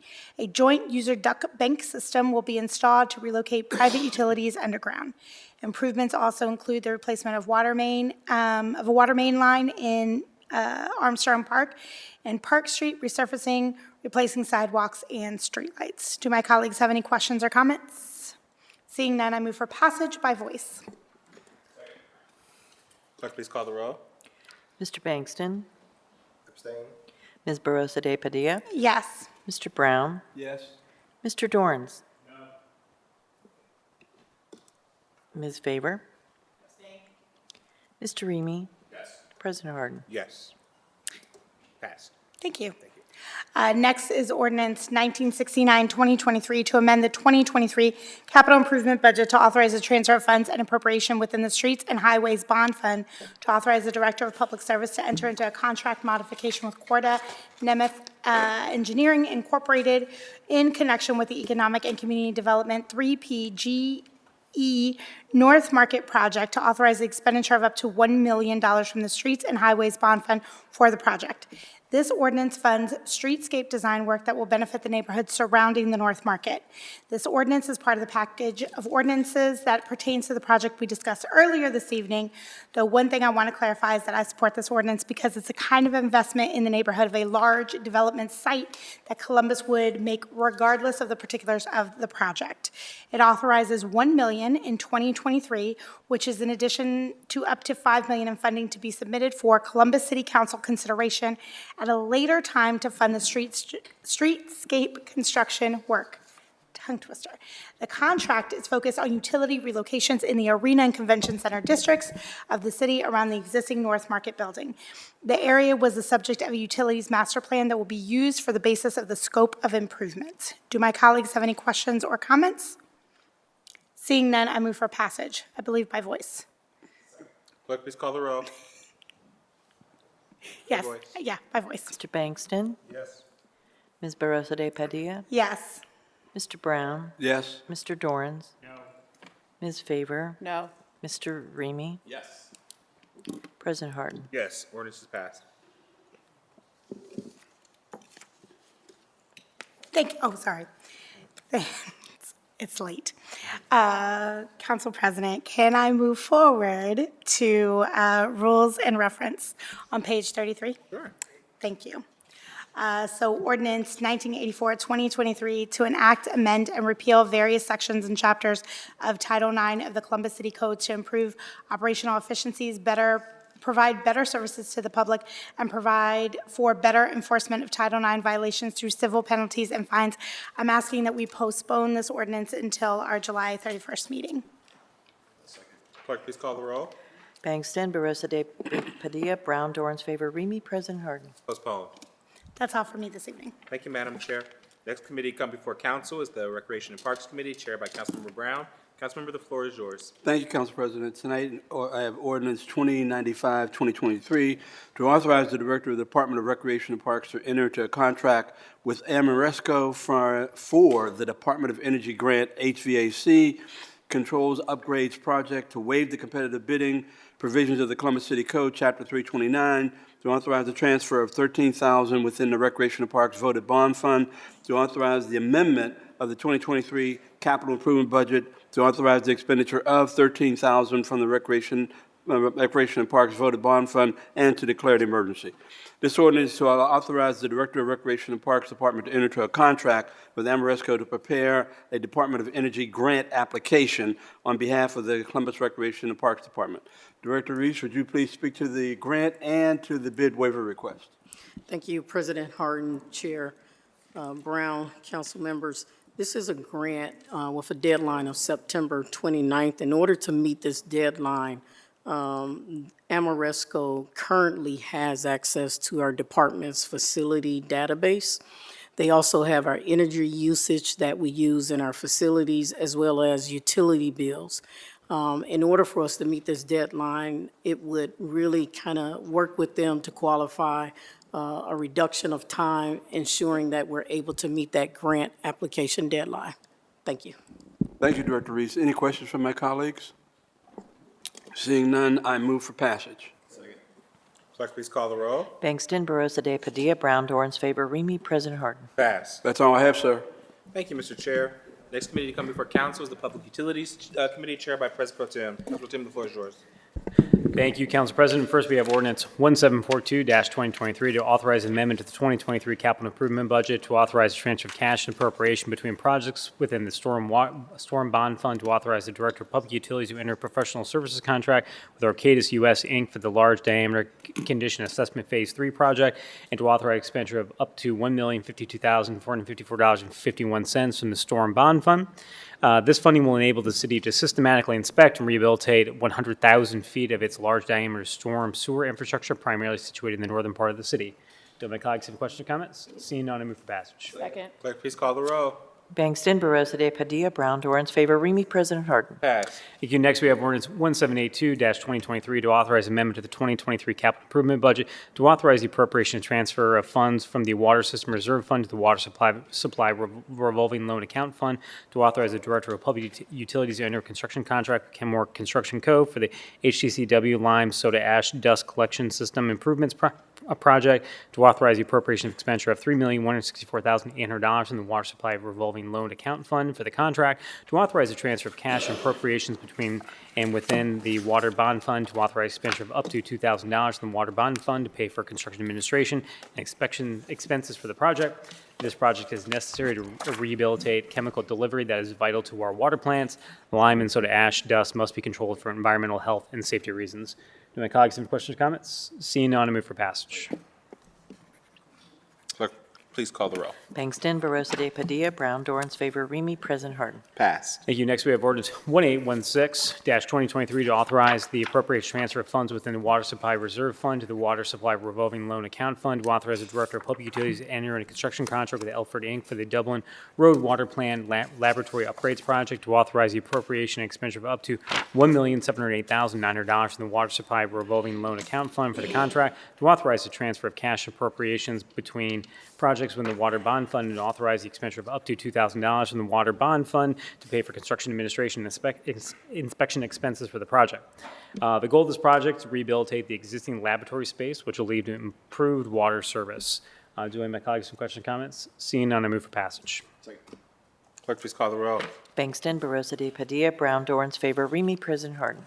Passed. Thank you. Next, we have ordinance 1823-2023 to amend the 2023 capital improvement budget to authorize the appropriation and transfer of funds from the Sanitary Sewer Reserve Fund to Sanitary Revolving Loan Fund, to authorize the appropriation of funds within the Sanitary Revolving Loan Fund, to authorize the Director of Public Utilities to enter into a contract with Elite Excavating Co. of Ohio, Inc. for the Brooklyn-Cleveland HDST Elimination Project, to authorize the expenditure of up to $2,058,856.20 from the Sanitary Revolving Loan Fund and the Sanitary Bond Fund to pay for the project, and authorize the Director of Public Utilities to enter to increase the amount of loan from the Ohio Water Pollution Control Fund to fund the construction of the project. The goal of this project is to extend over 3,300 feet of sanitary sewer on Brooklyn Road to serve a developed area that is currently serviced by home treatment systems. This will eliminate home treatment systems and the potential groundwater hazards that come with them. Do I have my colleagues have questions or comments? Seeing none, I move for passage. Second. Clerk, please call the row. Bangston, Barosa de Padilla, Brown, Dorans, favor, Remy, President Harden. Pass. Thank you. Next, we have 1875-2023 to authorize the Director of Public Utilities to modify two indefinite quantity agreement contracts with Ohio Malt Supply and QSAR Energy Group LLC North Tree Farm for the Deep Row Hybrid Poplar Farm No. 2 program, and authorize the expenditure of $1,060,000 from the Sanitary Sewer Operating Fund to declare an emergency. The Division of Sewers and Drainage produces Class B biosolids in accordance at both Jackson Pike and Southern wastewater treatment plants. The city is committed to 100% beneficial use of these biosolids. This contract will facilitate Class B biosolids disposal via the Ohio EPA-approved Deep Row Hybrid Poplar or other approved rapid growth tree farms. The Department of Public Utilities is requesting this legislation be considered as emergency to increase the speed in which the services are provided. Do any of my colleagues have questions or comments? Seeing none, I move for passage. Second. Clerk, please call the row. Bangston, Barosa de Padilla, Brown, Dorans, favor, Remy, President Harden. Pass. Thank you. Next, we have ordinance 1925-2023 to authorize amendment to the 2023 capital improvement budget to authorize the appropriation and transfer of funds from the Sanitary Sewer Reserve Fund to the Sanitary Revolving Loan Fund, to authorize the appropriation of funds within the Sanitary Revolving Loan Fund, to authorize the Director of the Department of Public Utilities to enter a construction contract with Kenmore Construction Company for the Blackwood Creek Interceptor Air Quality Facility Improvement Project, to authorize the transfer of cash and appropriation within the Sanitary Bond Fund, to authorize expenditure of up to $8,819,985 from the Sanitary Revolving Loan Fund and the Sanitary Bond Fund to pay for the project. The Division of Sewer and Drainage and produce Class B biosolids in accordance at both Jackson Pike and Southerly wastewater treatment plants. The city is committed to 100% biosolid reuse. The Department of Public Utilities respectfully requests this legislation be considered as emergency. Do my colleagues have questions or comments? Seeing none, I move for passage. Clerk, please call the row. Bangston, Barosa de Padilla, Brown, Dorans, favor, Remy, President Harden. Pass. Thank you. Next, we have ordinance 1977-2023 to authorize the Director of Public Utilities to modify and increase the contract with MS Consultants for the Fourth Water Treatment Plant Transmission Main Project to authorize expenditure up to $1,487,278.77 within the water bond fund to pay for the contract modification declared emergency. This contract is for additional engineering consulting services for the design of the water transmission mains for the city's future fourth water plant. Do my colleagues have any questions or comments? Seeing none, I move for passage.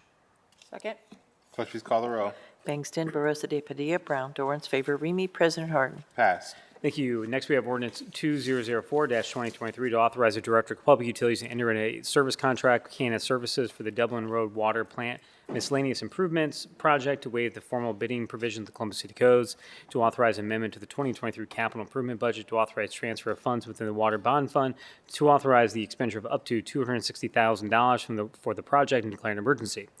The contract work includes replacing cameras at the Dublin Road Water Plant, which are important tools for maintaining awareness of plant environment and treatment processes. Emergency actions requested to prevent interruption of services. Do my colleagues have any questions or comments? Seeing none, I move for passage. Second. Clerk, please call the row. Bangston, Barosa de Padilla, Brown, Dorans, favor, Remy, President Harden. Pass. Thank you. Next, we have ordinance 2042-2023 to authorize the Director of Public Utilities to enter into a contract with 160 Driving Academy to provide commercial driver's license training to certain Department of Public Utilities employees, to authorize expenditure of $137,800 split among the electricity, water, and sanitary sewer operating funds to waive the competitive bidding provisions of the Columbus City Codes and declare an emergency. Some DPU employees need a CDL to operate departmental trucks and vehicles in order to perform their duties. This is in accordance with, this ordinance will provide funding for a class of 26 employees at the Department of Public Utilities. This ordinance being submitted as emergency, as some of our employees have probationary periods that end at the end of August, and they're required to obtain their CDL by the end of the probationary period. Any questions, colleagues? Seeing none, I move for passage. Second. Clerk, please call the row.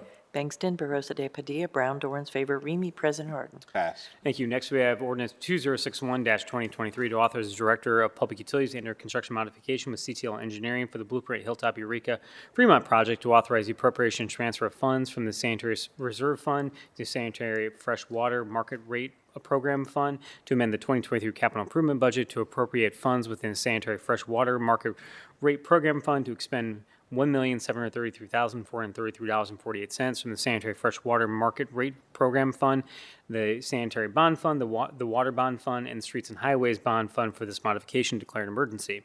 This modification is for Blueprint project in the greater Hilltop area, including permeable pavers, water line improvements, and resurfacing. Emergency designations requested for this ordinance to comply with consent order concerning the city sewer system. Any questions or comments from colleagues? Seeing none, I move for passage. Clerk, please call the row. Bangston, Barosa de Padilla, Brown, Dorans, favor, Remy, President Harden. Pass. Thank you. Next, we have ordinance 2111-2023 to authorize the Director of Public Utilities to enter a contract modification with DLSD Ohio for the Construction Administration Construction Inspection Services 2023-2025 contract, to authorize amendment to the 2023 capital improvement budget to expend up to $1,191,867.05 from the Sanitary Bond Fund for the modification of declared emergency. Emergency designation is requested for this ordinance as the project will construct 50 rain gardens and sewers in the 5th by Northwest planning area, thus eliminating flooding within the right-of-way that is currently causing motorist and pedestrian safety hazards along with property damage. Any questions or comments? Seeing none, I move for passage. Clerk, please call the row. Bangston, Barosa de Padilla, Brown, Dorans, favor, Remy, President Harden. Passed. Thank you. Council President, with your permission, I'd like to move on to building and zoning policy. Please. Thank you. We have ordinance 2127-2023 to authorize the Director of Department of Development to enter a professional services contract with Fortuity LLC in the amount of up to $100,000 for web application development, digital marketing, campaign management, analysis, and reporting, to authorize the expenditure of up to $100,000 from the 2023 general fund operating budget, to waive the competitive bidding provisions of the Columbus City Codes, Chapter 329, to allow for expenditure prior to the execution of the purchase order and declared emergency. As I think we all know, in 2021, an independent assessment found that Columbus' zoning code was inhibiting creation of additional housing units and transit-supported development in our city. Mayor Ginther and this council have prioritized revising our zoning code, which has not been comprehensively been updated in 70 years, in order to provide a better guide for equitable growth in our city. The initiative called Zone In Columbus is being led collaboratively by the Department of Building and Zoning Services and the Department of Development.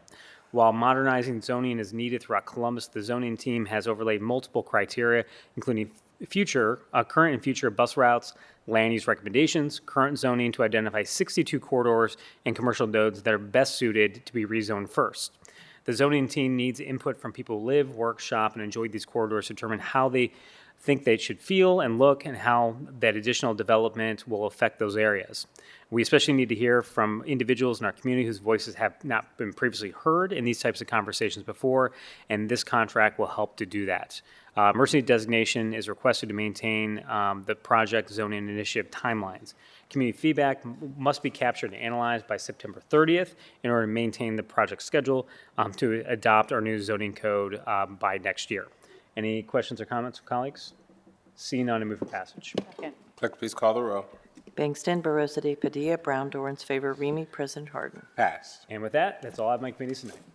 Thank you, Mr. Chair. Next committee to come before council is the Public Safety Committee. Thank you very much, Council President Harden. Tonight in Public Safety, we will start with 4 liquor objection withdrawals. At the end of every year, Columbus City Council reviews requested liquor license objections from the City Attorney's Office. These establishments typically have numerous calls for service, drug activities, and crime. In other words, they do not live up to the expectations we have for them to operate in the City of Columbus. A liquor license objection is not the end, and there are instances where establishments work with the City Attorney's Office to create safety plans and change the way they do business. Tonight, these 4 liquor objection withdrawals exemplify the fact that months of work has been done, and these establishments have committed to employ best practices in order for the right to continue to operate in the City of Columbus with a liquor license. Before we dive into these withdrawals, I'd like to invite Assistant City Attorney Sarah Pomeroy to give a short preview over the resolutions on the agenda tonight for liquor objection withdrawals. Thank you. The floor is yours. Thank you, Chair Remy, Council President Harden. Appreciate having me here tonight. As the council member mentioned, we lodged about over a dozen objections last December. We withdrew a handful in January, and we're here tonight to withdraw a few more. All 4 of these are now under agreed nuisance abatement orders that are public record with the environmental court, all of which include multiple improvements on security, operating procedures, cameras, lighting, some of which include added actual security. I'll briefly just touch on a couple points for each of the 4 and then turn it back over. The first up is Speedway, which is at Broad and James. Basically, this is a management group of that location that we actually resolved a prior objection from a year ago on East Livingston. Things have been going well there. We certainly have the same expectation for this location. For Spotlight, which is on West Mound, that is a nuisance suit we filed back in August. It had not been resolved, so we objected in December. They underwent a short period of closure, a security assessment, and things have been going well since their reopening. For Mobile Mart, which is on West Broad and Hilltop, they applied actually to transfer that liquor permit as well. So we have a new owner that has actually taken over operations there. They are part of this agreement moving forward. We met with them, feel confident about the implementation of their various procedures. And then finally, the last one on the agenda tonight is the Dollhouse, which is up in the Northland area. They had multiple shooting incidents both last year and early this year. They have been shut down since that date and will remain shut down until a final walkthrough both by CFD, CPD, and our building department because they had a fire there as well. So there's been a lot of renovations happening. And certainly with all 4 of these, as with any of our locations that enter into these agreements, they are subject to compliance inspections, potential reopening of their cases in front of the environmental court, and again, we reserve the right to come before you all to object again if needed. Thank you. Thank you, Assistant City Attorney Pomeroy. Do any of my colleagues have any questions about these specifically? You can ask during the legislative process, but certainly wanted to give you the opportunity now. All right, then I'll go ahead and go through this. Resolution 139X, 2023, to withdraw the objection to the renewal of liquor permit number 841899424. Sorry. 450, held by Speedway LLC, doing business as Speedway 9706, located at 3304 East Broad Street, Columbus, Ohio, 43213, and to declare an emergency. Are there any questions or comments from my colleagues? Seeing none, I move for passage. Second. Clerk, please call the row. Bangston, Barosa de Padilla, Brown, Dorans, favor, Remy, President Harden. Pass. Next, I have ordinance 140X 2023 to withdraw the objection to the renewal of liquor permit number 808-468-00005, held by Cheyenne LLC, doing business as Spotlight Lounge, located at 1662 West Mound Street, Columbus, Ohio, 43223, and to declare an emergency. Are there any questions or comments from my colleagues this evening? Seeing none, I move for adoption. Second. Clerk, please call the row. Bangston, Barosa de Padilla, Brown, Dorans, favor, Remy, President Harden. Pass. Next, I have Resolution 141X 2023 to withdraw the objection to the renewal of liquor permit number 9078365, held by 2635 Broad LLC, doing business as Mobile Mart, located at 2635 West Broad Street, Columbus, Ohio, 43204, and to declare an emergency.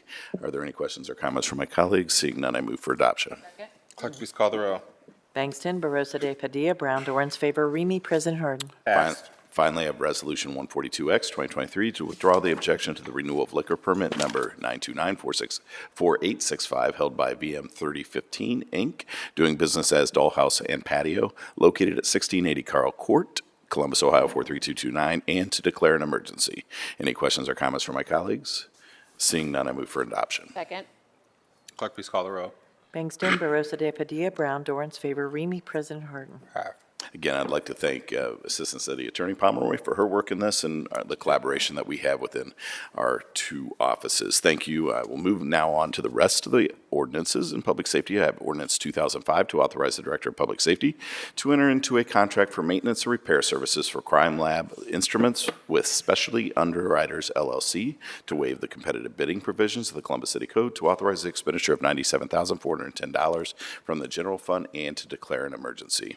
Specialty Underwriters was utilized in 2018 as a pilot project to see what the potential cost savings would be, as well as determining if the city would be obtaining the same maintenance or repair services as if it contracted directly with the individual manufacturers. The pilot program did not include all instruments, rather only a few from Agilent and PerkinElmer were utilized for the program. It was discovered that Specialty Underwriters contracts with each of the individual manufacturers on the city's behalf, reducing the yearly cost per instrument while maintaining the same level of service and repairs, thus making it manifestly impractical to bid. If we were to contract with each manufacturer in 21, the overall estimated cost would be $129,800. Utilizing Specialty Underwriters services, the cost is $97,410, resulting in a savings of $32,390. Therefore, the Division of Police is requesting a bid waiver on this contract so that they may continue the maintenance and service contracts at a reduced cost to the city. Are there any questions or comments from my colleagues? Seeing none, I move for passage. Second. Clerk, please call the row. Bangston, Barosa de Padilla, Brown, Dorans, favor, Remy, President Harden. Passed. And that is all I have in public service. With your permission, I move on to environment. Please.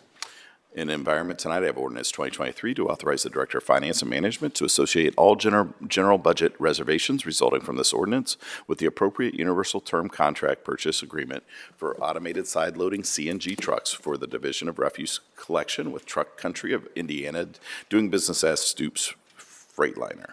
Quality Trailer to authorize the expenditure of up to $3,534,309 from the Refuse Bond Fund for these trucks and to declare an emergency. The Department of Public Service, Division of Refuse Collection, uses ASL trucks in citywide residential trash pickup. The Department of Public Service and Fleet Management recognize the need to replace older trucks in its fleet beyond the useful service life of the vehicle. This purchase will replace 8 refuse trucks that have reached the end of their useful service life. Are there any questions or comments from my colleagues? Seeing none, I move for passage. Second. Clerk, please call the row.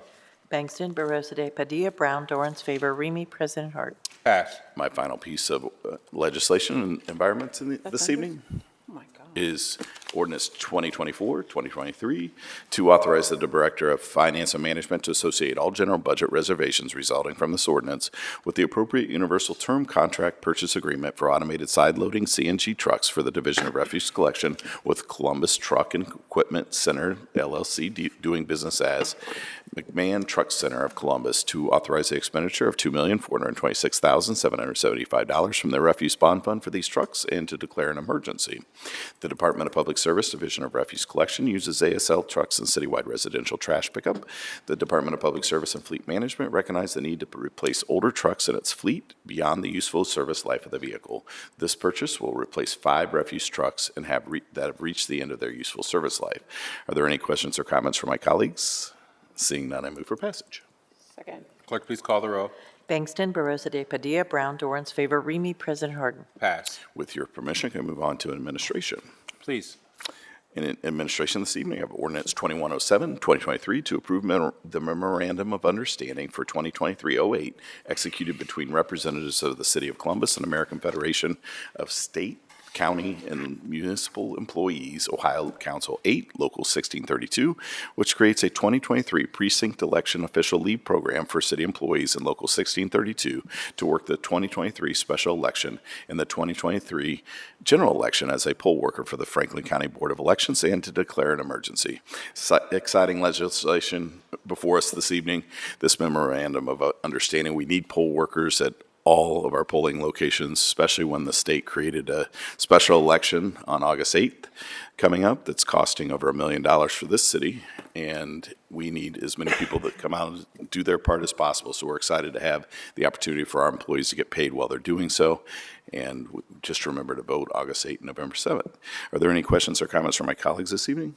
Seeing none, I move for passage. Second. Clerk, please call the row. Bangston, Barosa de Padilla, Brown, Dorans, favor, Remy, President Harden. Thank you very much. That is all I have this evening. Thank you, Mr. Chair. In the Finance Committee, we have 2 pieces of legislation. The first is Ordinance 1926-2023.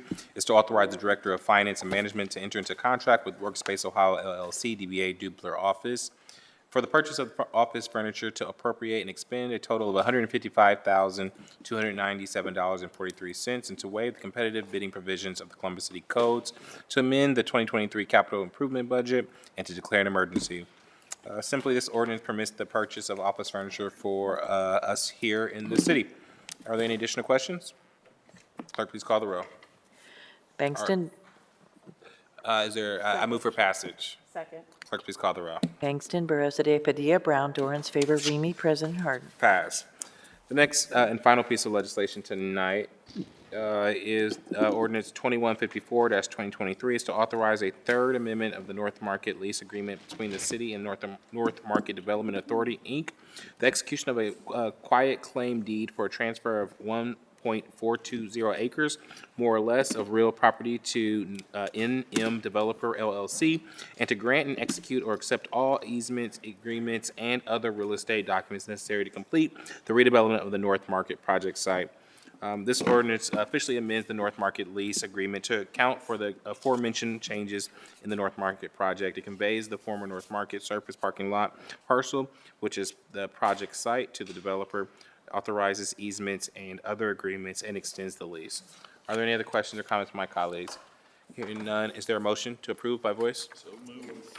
Clerk, please call the roll by voice. Mr. Bangston, Ms. Barosa de Padilla, Mr. Brown, Mr. Dorans. No. Ms. Faber. No. Mr. Remy. President Harden. Yes, ordinance is passed.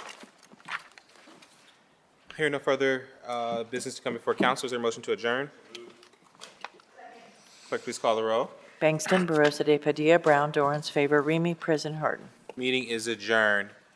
We have 2 non-agenda speakers.